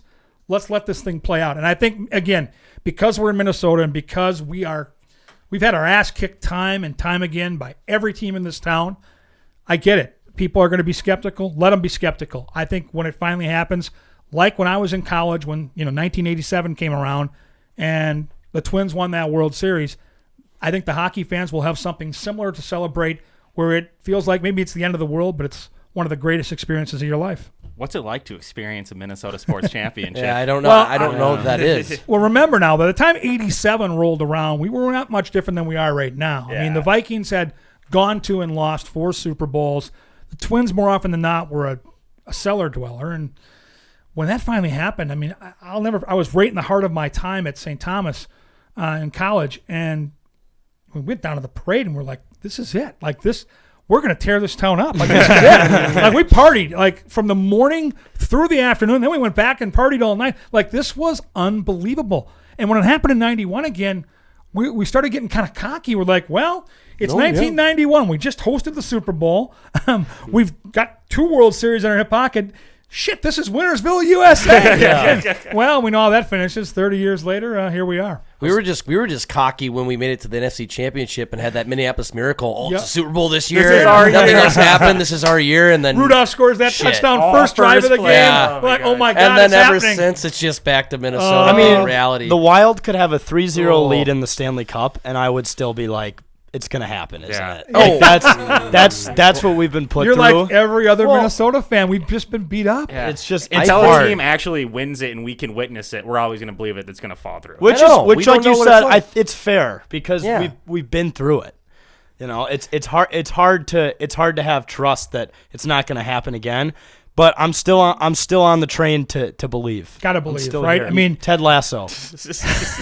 Believe. We need a sign in here somewhere. We do. Yeah. We need that. Well, we have to play like a champion today, but that's Notre Dame. I love touching that. It's about fucking winning. I feel like I'm better tonight because I touched that sign. Yeah, right? You are. You got the better we got Billy right there, though. We got Billy. He's here with us. Yes. There were so many people who tried to buy that off us, and we're like, it's almost like the MasterCard commercial. It's like priceless. That thing is so damn cool. No, it's a shrine, okay? We can't get rid of it. The whole franchise crumbles. You should hear about some of the offers we've gotten for this thing. We're like, it's not for sale, and then just up the price even more. And we're like, it's not for sale. It's like, you're not understanding the point. Where did you get the autograph, like the green pen to autograph that? So we partner with Elite Ink, who does all the. Oh yeah. And so like we'll advertise their private signings, and they let us bring in our own stuff. And, that is sweet looking. I think that was actually the first time Garen got his exposure to us. Was he signed that and just started laughing out loud? Took a picture of it. Took a picture of it. He gets it. I think he gets it, and it's all real. Like, it's not shtick. Like, no, everything he does is straight from the heart. Yep. And he knows what the hell it's going to take, and he's not messing around. Like. It's funny. We asked him in that meeting I referenced earlier. Somebody brought up the fact that as we talked about earlier, 7 or 8 guys last year had career years, and he said, "Guys, once they do it, now we know you can do it. Just do it again. Right? It's not complicated. Right. Now go do the job. Now you're that player. And that's kind of his expectation, and it's kind of the way they approach it. It's like, okay, got 113 points last year. Do it again. Get 115 this year. That's kind of how they look at it, and so it's refreshing. I think they still live with some of the disappointment from the postseason. It's impossible not to. But if that's, fuel for the motivation that you need to get through the doldrums of the season, it's 82 games. It's a grind. There'll be times when you're dead tired mentally, physically you're beat up. If that's the motivation you need, good. Because I think they have enough talent right now to make a run. I think they did last year. and so it leaves you wanting more. And I think for a player, that's a good motivating factor. So as a fan, I've promised everyone that if we make it to the second round of the playoffs, I'm going to shave my head. And by the way, I'm inviting everyone else to do it. So I'm not involved. No, I never said you guys did. Look at that luscious salad. Right.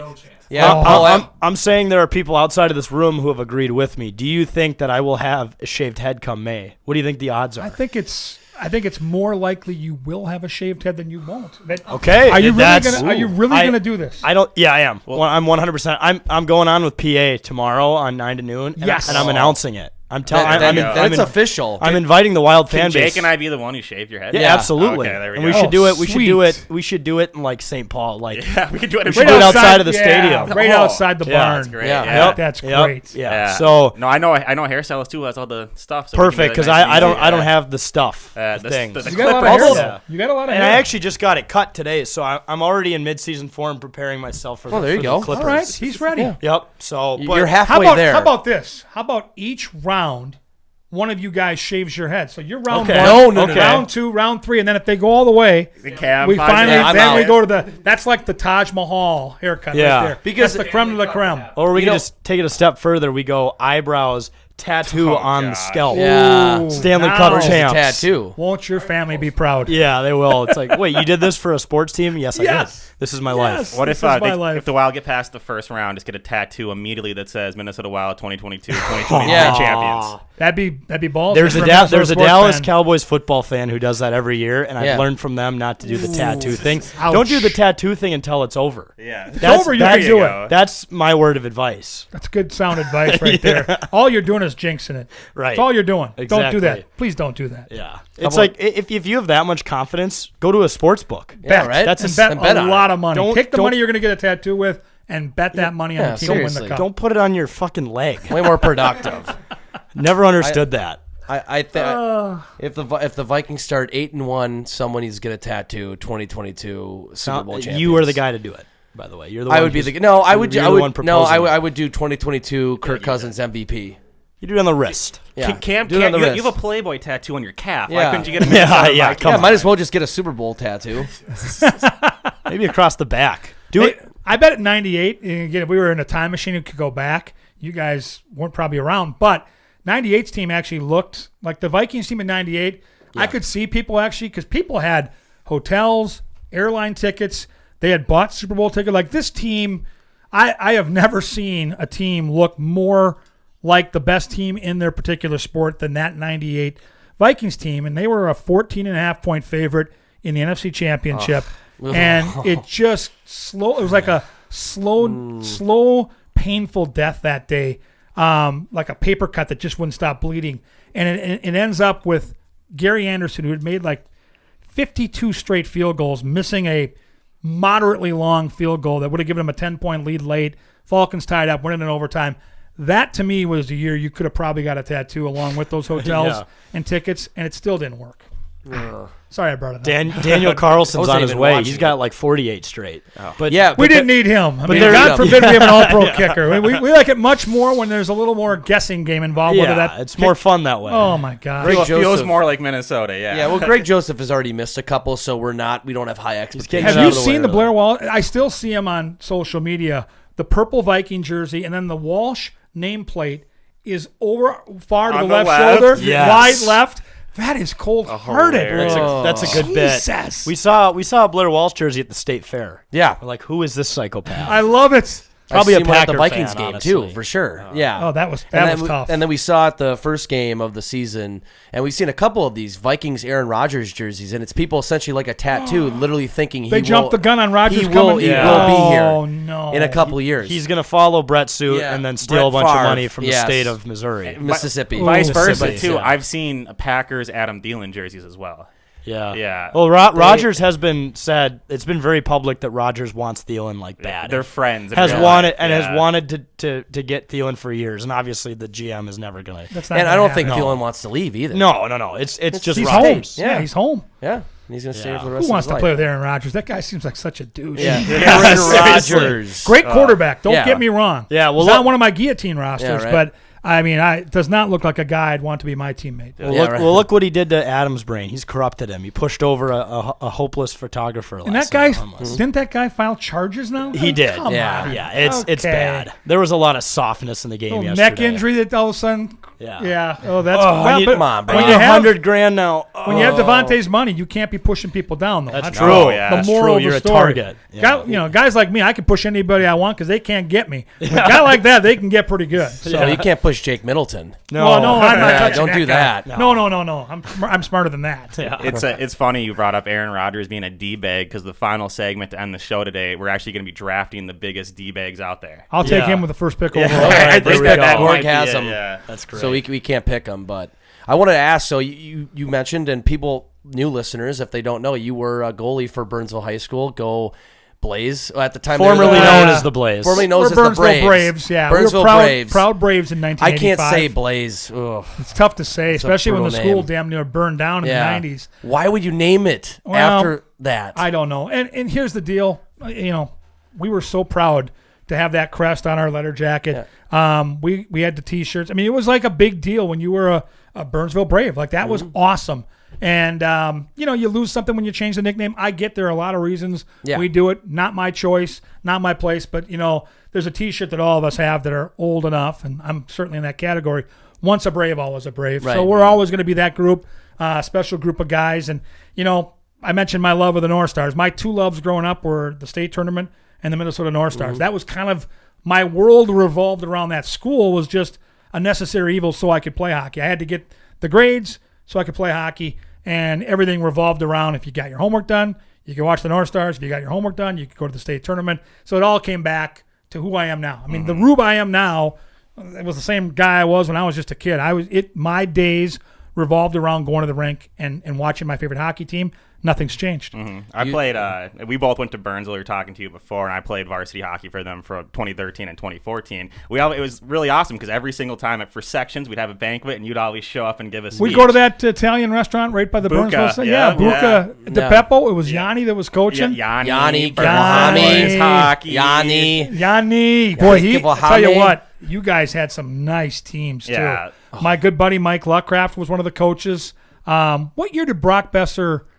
What was his big year with Burnsville? Both those years, 2013, 2014. God, I watched. I looked at. I'm at Braemar Arena watching one of your playoff games. He was on the half wall for the power play, and he did not shoot the puck like a high school kid. I looked at the guy next to him like, look at this beast. Like, look at the velocity on this shot. It's funny how some guys just stand out. As good as our high school hockey is so good. There are so many good players, but guys like Brock Besser stand out like a sore thumb. You play with them. You obviously know this, but that shot has always been elite, and it's carried over. Pro-level shot when he was a junior in high school. It's amazing. Yeah, it was unreal. Oh, what a talent. Do you still suit up in the goalie gear? No, I haven't done that in decades. Not even for men's league or anything? No, for beer league. I'll get out and try to dangle. I think every goalie thinks they can dangle. I'm like not. Fleury. Fleury can dangle. Yeah, Fleury actually can. Goalies can. He's world class. But, I help out with some buddies that coach. I know John Bazzacchini's going to coach the Wyzetta girls team this year. I'll be helping out once a week with their goalies, so I get to dangle on them. But no, I you know what? I love going down to the pond once in a while, and on a winter day when we've got a day off, and put the blades on, go out and just fire the puck around. It's a labor of love. I don't want to put the pads on anymore though, because my equipment is so outdated. Like the gear I wore, Fleury and I were talking in the locker room last week, comparing the gear I wore to the gear he wears. And Foligno had shown him a picture because we did a thing last year on our broadcast. I'm like, Flower, I'm like, I had deer hide in my pads. And if once in a while you get a hole in your pads, and when you're kind of pushing the snow around your crease, you're shoveling the deer hide. And the other thing is that the old pads back in the 80s and 90s would soak all that moisture up. So the pads were heavy when you started the game. They were twice as heavy when you got done. Look at that. I had hair. And so he was just fascinated by the gear that we wore. And so that was kind of fun. Yeah, those old B jerseys too. Those are awesome. I think we had those when we were in Squirts too. They kind of went back to those like classic Burnsville B jerseys. Right, when I was graduating, they went back to these Yeah. too. They did bring them back. Yeah. I do remember when they brought them back. And I will say this, our barn, you guys, where you played, where I played, it's one of the nicest high school rinks that I've ever seen anywhere. It's a beautiful, beautiful facility. and we were spoiled playing there. All they need is for the varsity teams to get their own locker rooms. It's so annoying that they don't. I don't know. Every other team does. Yes. And I hate to say Edina, but Kurt Giles had me tour their room. Yeah. Oh, my heavens. It's nicer than it's like some a NHL D1 rooms. facility. Yeah, it's unreal. They have the nameplates, like every number, around the locker room. If, let's say, you're wearing number 7, they've got the nameplates in that locker of all the guys before you that wore that number. Damn. That builds That's tradition, nuts. man. It's beautiful. Like, of course, Edina has that locker room. Burnsville needs that. Yeah. They got to get that done. Our hockey program right now, though, is on life support. We don't have the numbers. Maybe it'll turn around at some point because it's a numbers game. And I know because my parents still live in the same house I grew up in that they just don't have enough players to try out. Like my senior year, we had something like 158 people come out for hockey. Last year, they had 22 kids. Yeah. Well, you can't build a varsity and JV program with 22 kids coming out for hockey. The numbers don't work. So, yeah, it's a shame. It's tough to watch. I know Darby went through it. I've had this conversation with Darbs about Richfield. Yeah. And they were dominant when he was there, and now they don't have the numbers. So the demographics change. Everybody's moved to Maple Grove and Lakeville. Prior Lake's exploding growing. now. Yeah. Shakopee's exploding. So those programs are benefiting from having those numbers. Everybody gets a kick at the can, right? But when it's your alma mater, it's always a little tough to watch. Yeah, it's tough to see like Ridgefield not because they had like such a storied tradition, and like Brandon Steege, Gopher, and he ran the Steege Clinic, which was always fucking Played nuts. at Darby, yep. But like it's weird to like that they had such a storied hockey tradition. It's weird. And another great barn, right? Yeah. Ridgefield was an awesome rink with the horseshoe seating. Yeah, great barn to watch a game in. And they still play. They're still open for the Minnesota Magicians, I think. And I think and Holy Angels plays there too, right? Yeah. I'm not gonna lie. The tough thing is that's just sports in general right now, Yeah. youth sports, because there's video games and stuff. There's so much more stuff that kids can do. I'm so happy I didn't have that distraction. Yeah, Pong was as far as it went when I started playing. So. That's like golf too. Like the numbers in junior golf are just significantly going down because kids aren't golfing. So like I'm not surprised when you hear about it in hockey and baseball. Right. You don't have as many kids coming out because kids just aren't growing up playing yeah, sports. and these cities are like they're changing not only like demographics, but like in Burnsville, like it was 20, 30, 40 years ago, it was a newer housing and everything, development and everything, and then the kids are moving out and it's just turning an older town. So it's like South St. Paul, where my dad grew up and where Cam went. Like they were a powerhouse 30, 40, 50 years ago. And then now it's just, people like my grandparents that are still there. And, I think open enrollment changed everything for Minnesota high school hockey. I mean, didn't help. When I was at Squirts and Pee-wees, Lakeville did not have a program. They're not a good program, right? They were always way worse than us. However, my senior year, they're competing in the state tournament and winning the state tournament. That happened from open enrollment. Flipped. Yeah, it flipped. It did for sure. Yeah, you talk about South St. Paul and another classic high school hockey barn. I have vivid memories when Phil Housley was playing high school hockey. I was still a youngster. So we would go to those games, and you had to go for the JV game because if you got, let's say it was a 5 o'clock JV game and a 7 o'clock varsity game on a Thursday. If you got there at 7 o'clock, back then the fire marshal literally was there, and he would block the front door.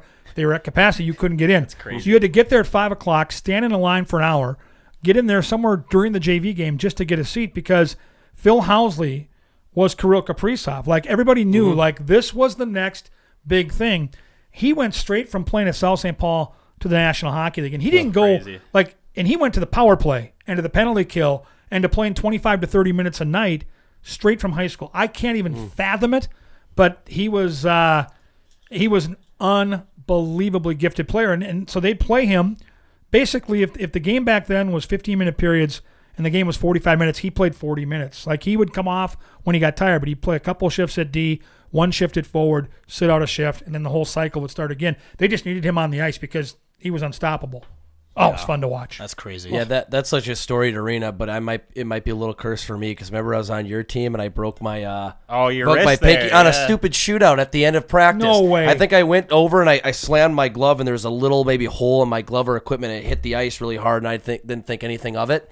And the next day, it was still in pain. Went to the doctor. X-rays, had a boxer's fracture. They said it was as if I was boxing, and I just put that on my pinky right here. Right. Yeah, just right. And then I'm like, that was one of my first times playing at. Well, at the time it was Wakota. Now it's Doug Woog.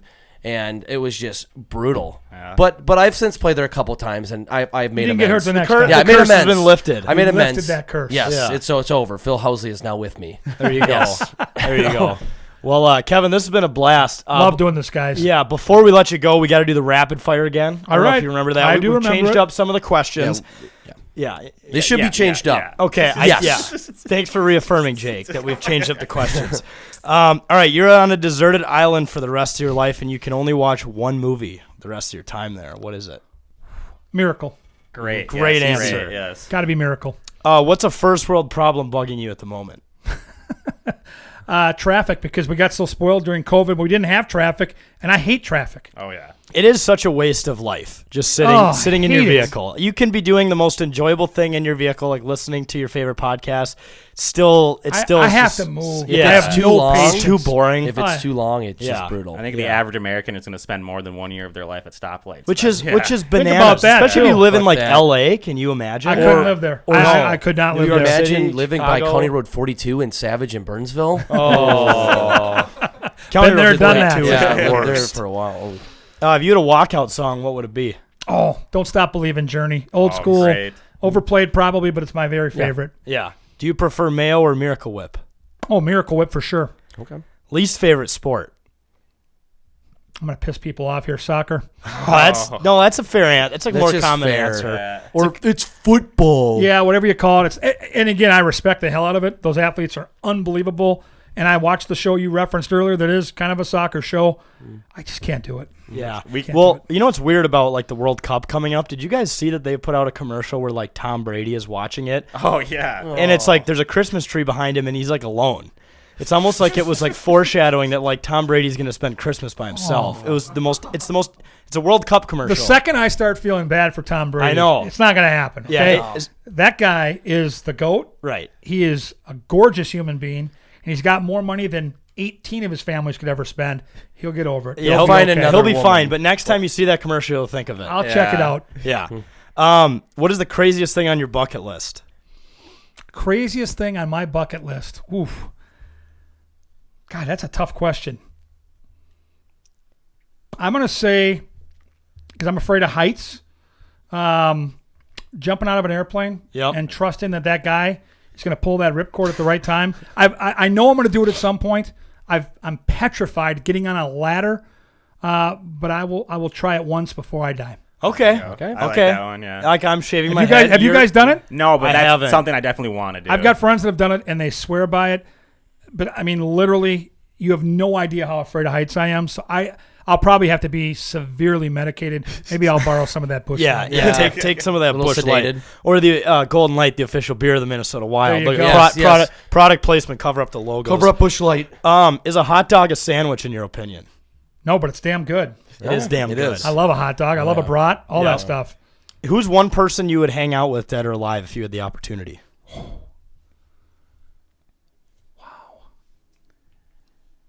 It's a tough one. I'm gonna go with Gump Worsley. I've always been fascinated with the Gumper to play that position, and I got hit in the head a lot. You guys, I mean, maybe it goes without saying. The guy played without a helmet or a mask. I would love to school. spend a day with Gump. So Yeah. I'm an old goalie guy. I got to go with the Gumper. It's a genuine hockey guy right there. You know, no doubt. Balls of steel. The final one, especially as a baseball guy. We missed one. Favorite fast food place. Oh, yeah. Were we gonna? Yeah. Sorry, good call, Jake. Thanks for holding me accountable. Okay. Sorry. Rapid fire. It's got to be Canes. For me, it's got to be Canes. Especially as a South Metro guy, because Yeah. we They're have- everywhere now. Yeah, but even like up here, I lived in Apple Valley for 3 years before moving here. That's the best one. That's Right. the GOAT And of all the that Canes. wasn't that the first one that came to Minnesota? It was. Too? Yeah. First one I ever went Yeah. to. And we have one in Maple Grove, but it's kind of a trek, so I don't really eat Canes anymore, and it's kind of upsetting. Oh, it's so good.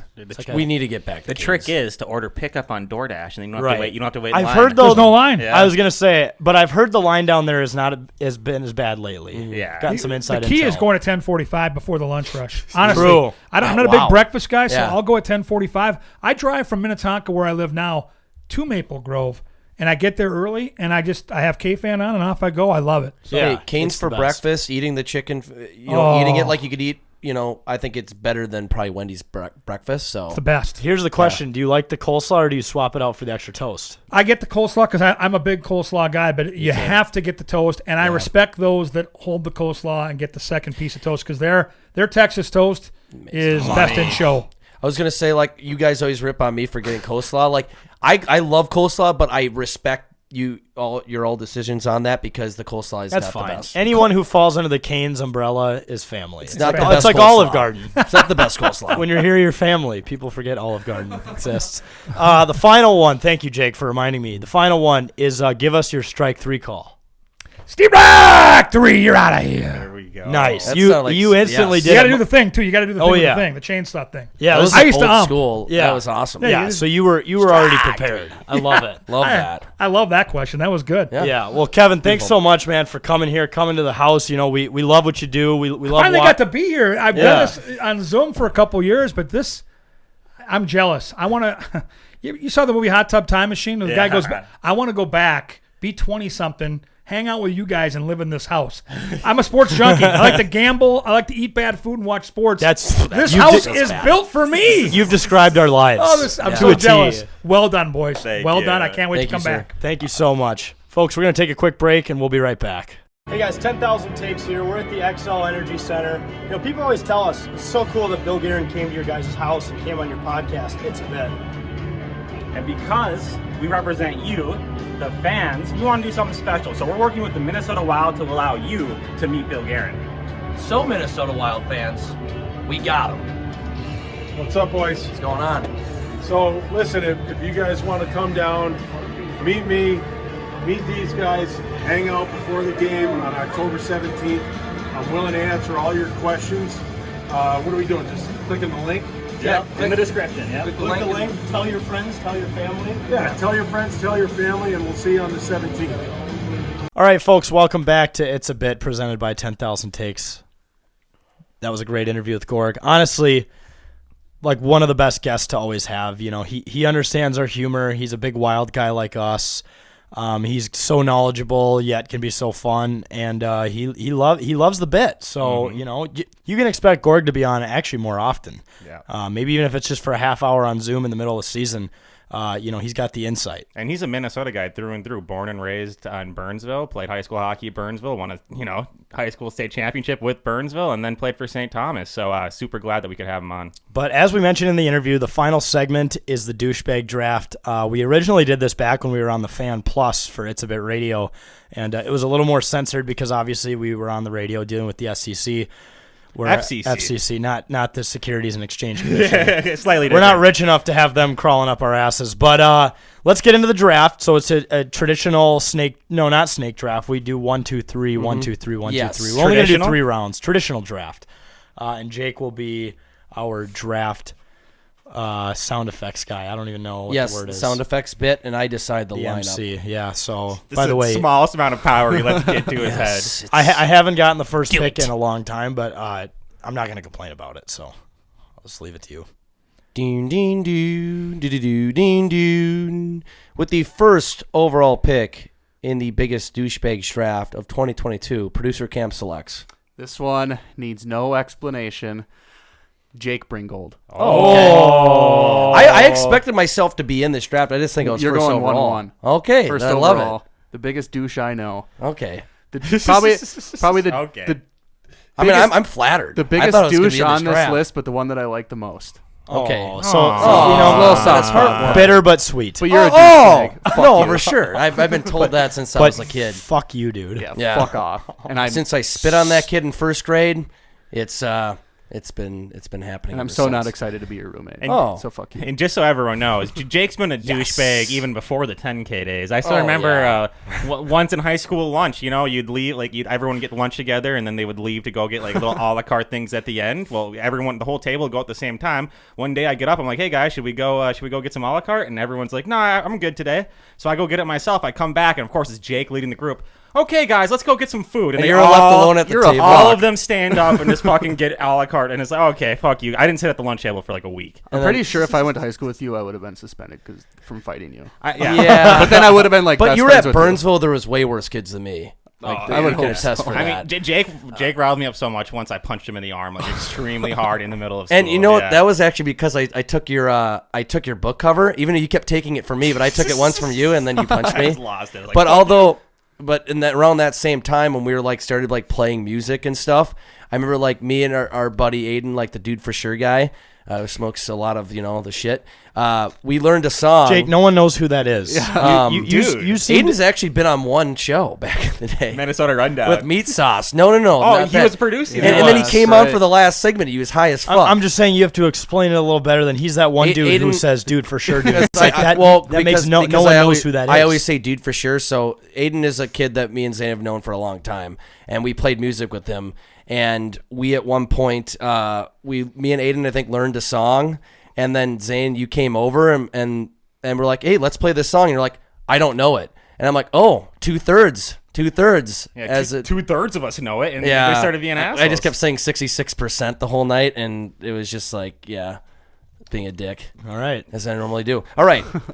Ding, ding, doo, doo, doo, doo, ding, doo. With the second overall pick in the douchebag draft of 2022, Bossman selects. I got Adolf Hitler. Okay. So, shit. Kind of that changes the whole outcome for all my picks. No one else is going to be nearly the douche he was. Damn it! Kind of a first round lock. I'm in the first round with Adolf Hitler. They say in your late 20s, Donnie told me this last night. He said in your late 20s, you either get into meats or World War II, and I've been getting into World War II a lot.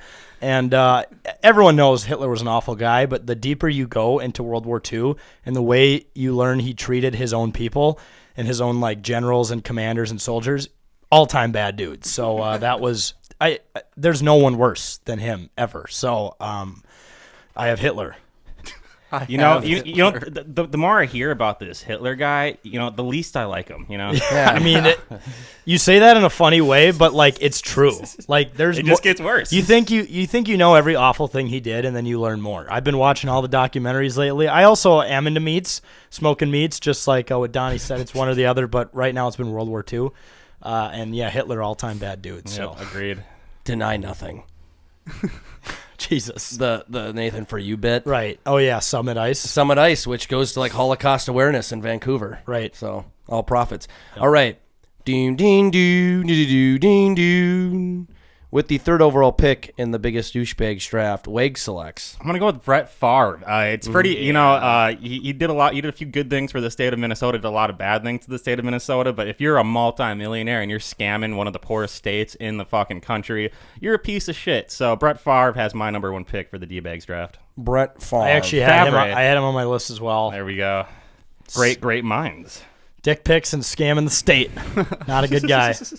Remember, didn't when he played for the Jets, wasn't he on the fucking cover of Madden? He was. Actually, though, I was gonna say there was a version where you could get him on the cover with the Jets, and there was another version of him with the Packers. It was a weird situation. I think the OG was the Packers. I don't know if I'm wrong on this, but I think that was the year that like PlayStation came out with the PS3, and then Xbox came out with the 360. So if you had the newer version, it was the Jets uniform, but if you had the older, it was the Packers. That also I think that's right. That might have been the first version of the game you could get on the Wii as well. And I remember the Wii version had him as Jets on it because I had a friend who had it, and it was weird, like throwing the ball on the Wii. Dude, the Wii Madden games were fucking atrocious. It was so fun though. Yeah. Or Madden on Nintendo DS was a disaster. Yeah, because you couldn't run. You had to use the control that was either left, right, back, or so. Not very dynamic offense with that. I'll occasionally play football on this VR headset I have, and don't get me wrong, the graphics aren't that great, but to have a bunch of big ass offensive linemen right in front of you and to actually try to read a defense and come up with a play, it's actually a lot of fun. Did you buy that game? That's like the actual NFL teams. It's like $28. There's another one that's actually like better physics. Really? Yeah, so that's the one I do. It's called like Hot Shot VR football. Okay. I don't even know what it's called, but it's I prefer that one. So that's what I've been doing. But I know what I do like about the NFL one is that you can actually play with players like that with their likeness and whatnot. Yep. All right. Ding ding doo doo doo ding doo. With the fourth overall pick in the biggest douchebags draft, I myself JJ select Chad Kroger, Nickelback singer. I think he was on. He's going to continually be on this list. Fucking asshole. Fucking dick. Recycles his shit and he yells at people. He literally shows up to charity concerts, demands payments, and if they were streaming it for free, he demanded it to be shut down. he told like a bunch of people to fuck off on stage in a show in Spain and left the stage. So he might be a dick, but are you one of those mainstream people that's too scared to admit that Nickelback's actually good?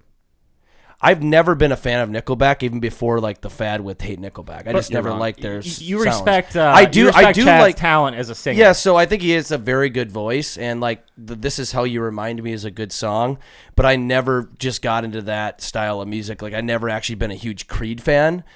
I just like that kind of music just for the sense of everybody gets, loves Scott Stapp and the camaraderie behind Kirk Cousins loves Scott Stapp. With arms wide open. It's a good bit, though. It's a great bit, but no, Chad Kroeger is on my list. Didn't Sammy Adams tell us a funny story with him? Yeah, he apparently was like helping like write an album with him and like Avril Lavigne like 10 years ago, and they were just yelling at him. And he's like, "Hey, do you want me to go?" And they just like told him like fuck off, and he's like, "Okay." Yeah. So yeah, they pointed at him and said, "You shut the fuck up," and he's like, "Copy that." Copy. Because then you show up drunk and was just being an asshole, something like that. Yeah, they were both he said drinking. Kroeger and Levine both brought their own bottles of vodka. Oh, my jeez. gosh. That's one way to record. Yeah. Okay. Got to get lit somehow. Yep.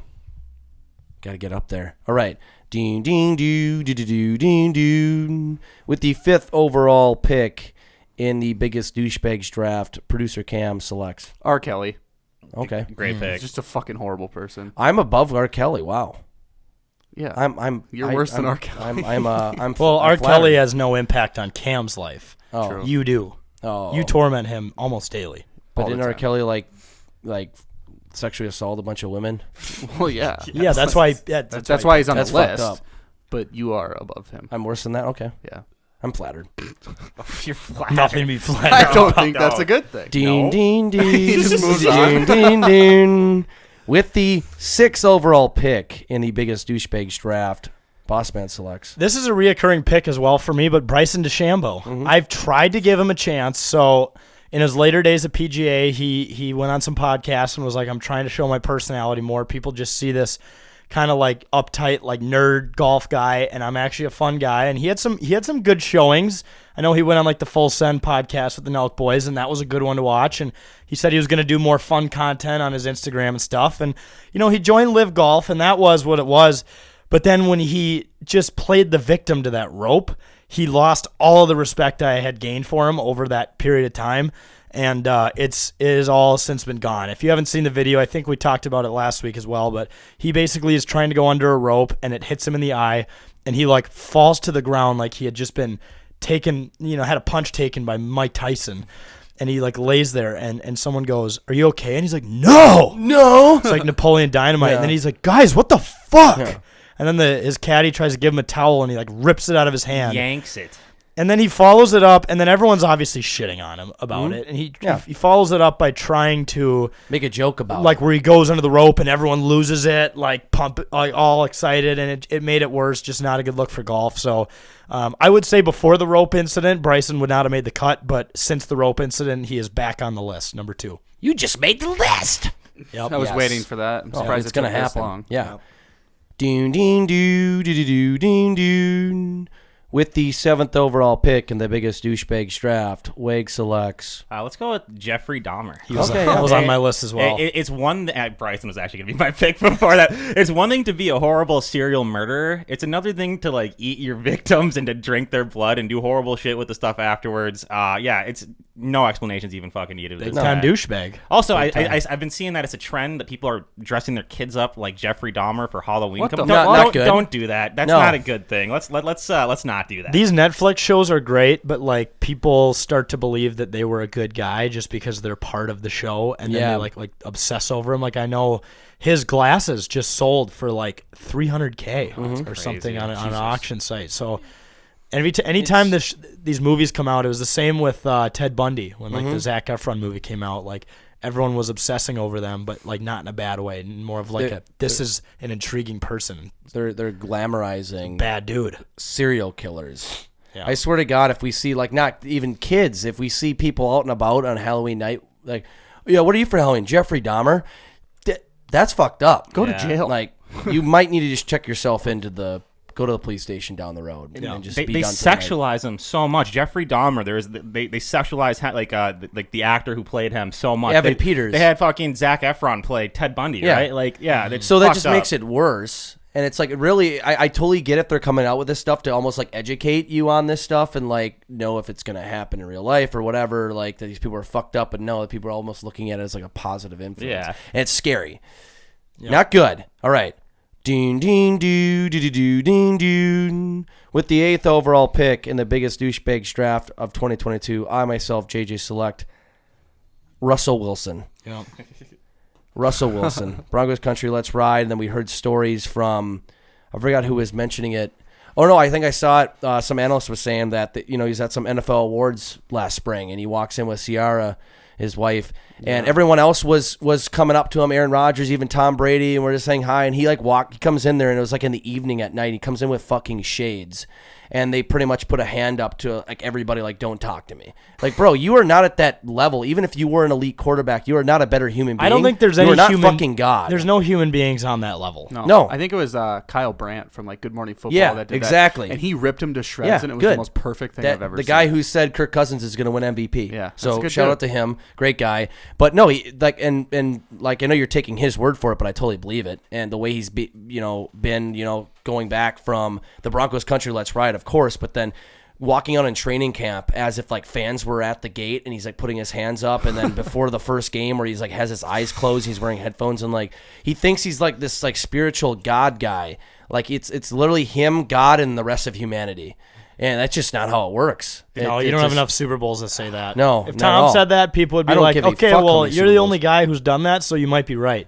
Yeah. But like for Russ, it's like, dude, compared to the rest of the group of people who've won Super Bowls, you ain't shit. Russell Wilson. And the thing with Russ, though, too, is he actually seems like himself is probably genuinely a good person. It's his act that he's continuously trying to do. This act the Subway commercial, dangerous. It's dangerous. Spicy. The bit where I'm like pretending to be a hostage. That was my favorite. That tape over your mouth. Yeah, the clown. It's like totally fitting for that, honestly. All right. He might be a serial killer, too, while we're talking about he might Jeffrey Dahmer. He might be the Zodiac killer.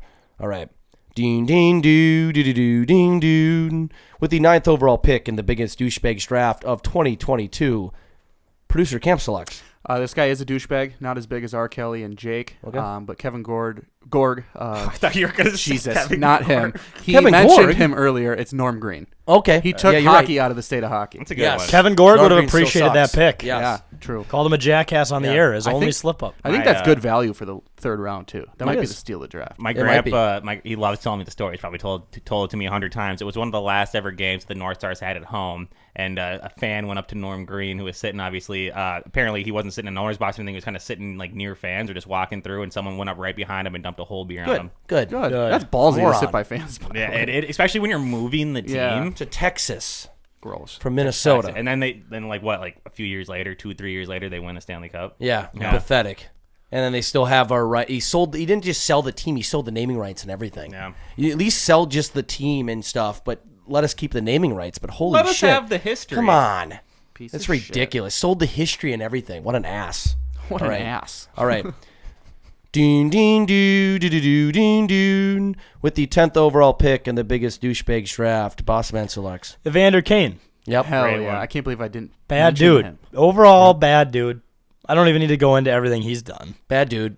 All the way, the Hartman thing was the most personal for us, just whatever he did or said to make Hartman flip him off in front of the entire arena. But Evander Kane, just from the domestic issues he's had and bankruptcy, the way he flaunts his money and then goes bankrupt, he's just, you can tell his teammates can't stand him. Like they can't show that they hate him, but there's no way anyone actually likes that guy. His ex-wife gave what, like $300 to Hartman's like benefit that he didn't even ask for the Children's Minnesota because she hates him so much. Like that should say enough. This is someone who agreed to marry him, who is giving her money away just to say fuck this guy. That shows that there's things we don't even know about. I think Evander Kane, over the summer, I think he went with Ian Cole and a bunch of other people, and it might not even be Ian Cole. It's someone who has been accused of some bad shit, and so Kane cropped him out of all the pictures, and like the number one reply under the pictures was, "Imagine how big of a piece of shit you need to be for Evander Kane to crop you out of a photo." Right, because Evander Kane can be the only piece of shit. He's not going to let anyone share the spotlight. One of my favorite pictures is when he played for the Jets, and he's walking past Dustin Byfuglien in the locker room, and he's like, "Hey," trying to say, "Hey, great job," and it's just Dustin Byfuglien not even acknowledging him and flicking him off. It's just a great photo. It just shows, like I said, we only know the most like popular stories. Like, there's clearly more that this guy's done for other people to hate him, who work with him and who have been married to him. As someone who's done a lot of research on him and has wrote numerous blogs about him, I can't believe I forgot. He is a horrible person. Like, if you do actual a bad guy. deep research, you can find some of that shit that you were talking about. It's insane. He's a horrible person. Asshole, and that's why, therefore, he's on this list. He is on the list. You just made the list. All right. Didn't want to do it super loud because I feel like it's been overdone. All right. Ding, ding, doo, doo, doo, doo, ding, doo. With the 11th overall pick in the biggest douchebags draft, Wade selects. This person, out of everyone, has won the biggest douchebag for 2022, and that's Antonio Brown.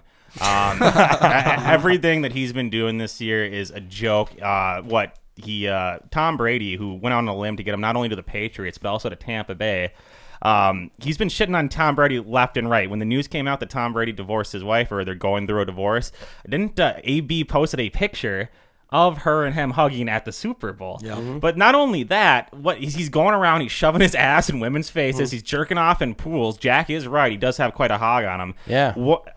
He's the douchebag of 2022. Yes, he is. That move at the hotel was just bananas. That is just CTE wrapped up and just. Did you see what he tweeted today? I did not. No. What did he say today? I don't. I don't even want to know. I don't know if I want to know. We need to lock this man from society because he's got Send him to Mars. He still has way too much influence to be allowed in that. Him and Kanye need to both be done. Yeah, send him to Mars with Elon. My Lord, what did he say? Oh, that's not good. I'm not gonna read this out loud. Oh, he actually posted that? Yes. Well, we'll say it's a meme. Wow. It's a meme that uses the R word with Cardinals. What's the caption? It says starting my team or starting my own team sign up. I think at this point, dude, he's like. So someone said he got paid like $150K by a record label because he's a rapper now. He's the worst musician of all time. Right, he's really bad. He's got to be desperate for money at some point because we know he wasn't a big investor back when he was playing. And like at this point, I think he's just doing this crazy shit for attention to try to get something out of his influence because no one wants to pay this guy anything or be associated with him at all. So he's doing this shit for attention. But Jack, on October 10th, he just tweeted "business booming." It's like, what business? Like jerking off in Dubai? Like he's one of those guys that just is. I'm an entrepreneur right. now. Just because I have 2 million followers on Twitter from football, now I'm like I'm like an entrepreneur guy. It's like, no, you're not. Business booming. Okay, therefore he said it on Twitter. His business is booming and he's doing well. Congratulations, AB. If it's on Twitter, it's true. So. Yes, it is. Everything's true on social media. All right. Ding, ding, doo, doo, doo, doo, ding, doo. With the final pick of this year's biggest douchebag draft, I myself, JJ, select our very own Eli Peterson. Hell yeah. There we go. Status goal podcast. And you know what? Maybe I'm bringing up his podcast. He's part of our State of Skull podcast, the Vikings podcast, with the whole crew. They do a very good job. But Eli is probably one of the biggest. He's the top 3 douchebag in my book. He's the guy where if he'll get free upper-level tickets to even wild games or any sporting event, won't sit there. Yeah, we'll pay $300 or $400 to sit lower level. Must sit lower level. The guy doesn't respond to you. He freaks out. Or if you don't respond to him, if you use his name in a text, he freaks out. And also he thinks that we're hounding all this money from him at 10K. 10K media profit sharing. He's threatened to quit 1 million times if he doesn't get more fame. He gets pissed when we get recognized in public, and he says that we all just we're posers, or we're big timing him all the time or whatever. I got a text from him last week, and he was like, "So I'm the only person you guys have not had on It's a Bit." Yep. I was like, "What are you talking about? That's not true." So we mentioned earlier in the show, there's like 7 billion people on planet Earth, right? Mm-hmm. I would say we haven't had 99% of the world on the show. 99.999% of the world. We could have the city of LA on the show, and we would still only have less than 95% of the population that hasn't been on the show. And that math is probably horribly wrong. Like it's not. You're not the only person. Well, let me read this quick text conversation I had with him the night we're recording this about studio availability tomorrow, Wednesday. He writes, "Is it available tomorrow around 5 tomorrow? ?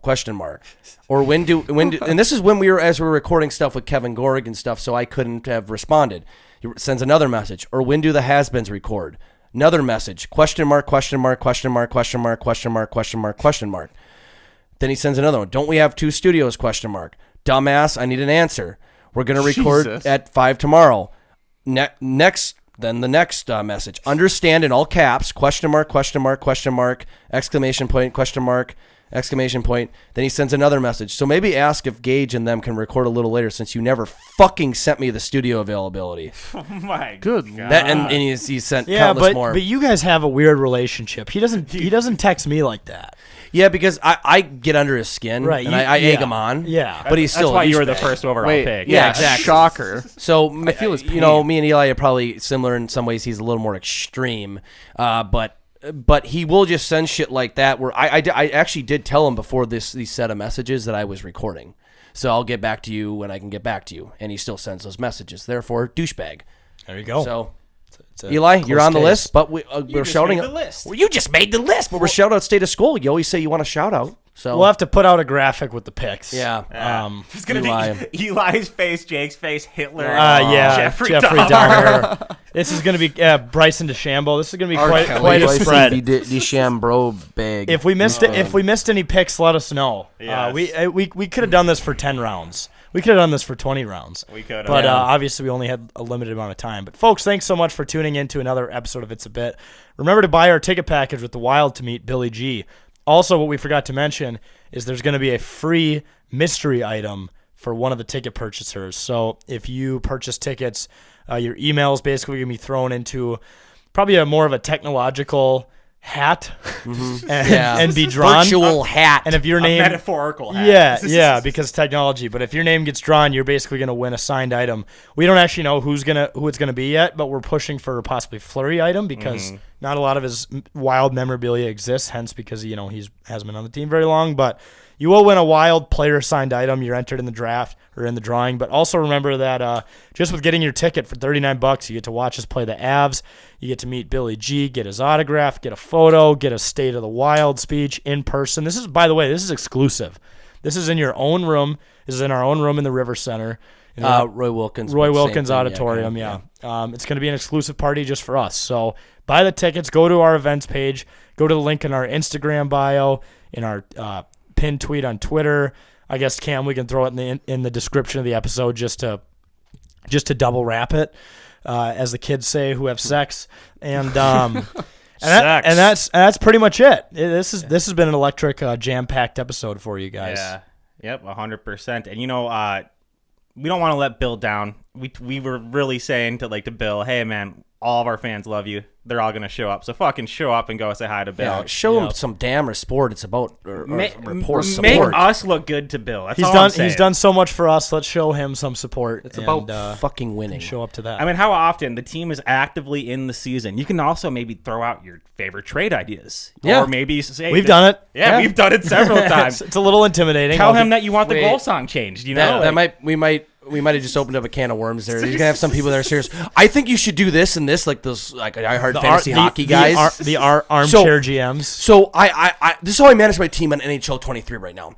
I think you should seriously consider going after Patrick Kane in this sort of trade. Okay, stop. Okay, let's kick that guy. I think Bill Guerin would respectfully, sir, I gotta push you aside. Bill would pick that person up and set him down somewhere else. I respect you, sir, but we're done. Get this person out of my face. But yeah, show up. Bill's a great guy. He's excited to meet all you guys. We're excited to meet you too at that wonderful game, and hopefully we kick some ass. But make sure to check out all of our other pods: the Has Been, State of Skull, Third and Forever. I'm probably missing a couple. Listen to us on KFan. The pregame. Vikings pregame every Sunday, 2 hours before the show starts. Every Sunday. Or before the game starts. And check out the blog. Excessive singing. 10ktakesmn.com for the blogs. We also got another big shirt coming out next week. It was actually supposed to drop this week, but the Billy G thing happened. But might be another Billy G thing next week. Let's just say if you go to the game, we will be wearing on October 17th. We will be wearing said shirts, and we will be giving people who want to buy shirts that night specific links for it. So boom. So thanks, guys, as always, for supporting us and for repping the brand. And we'll see you next time. I love you.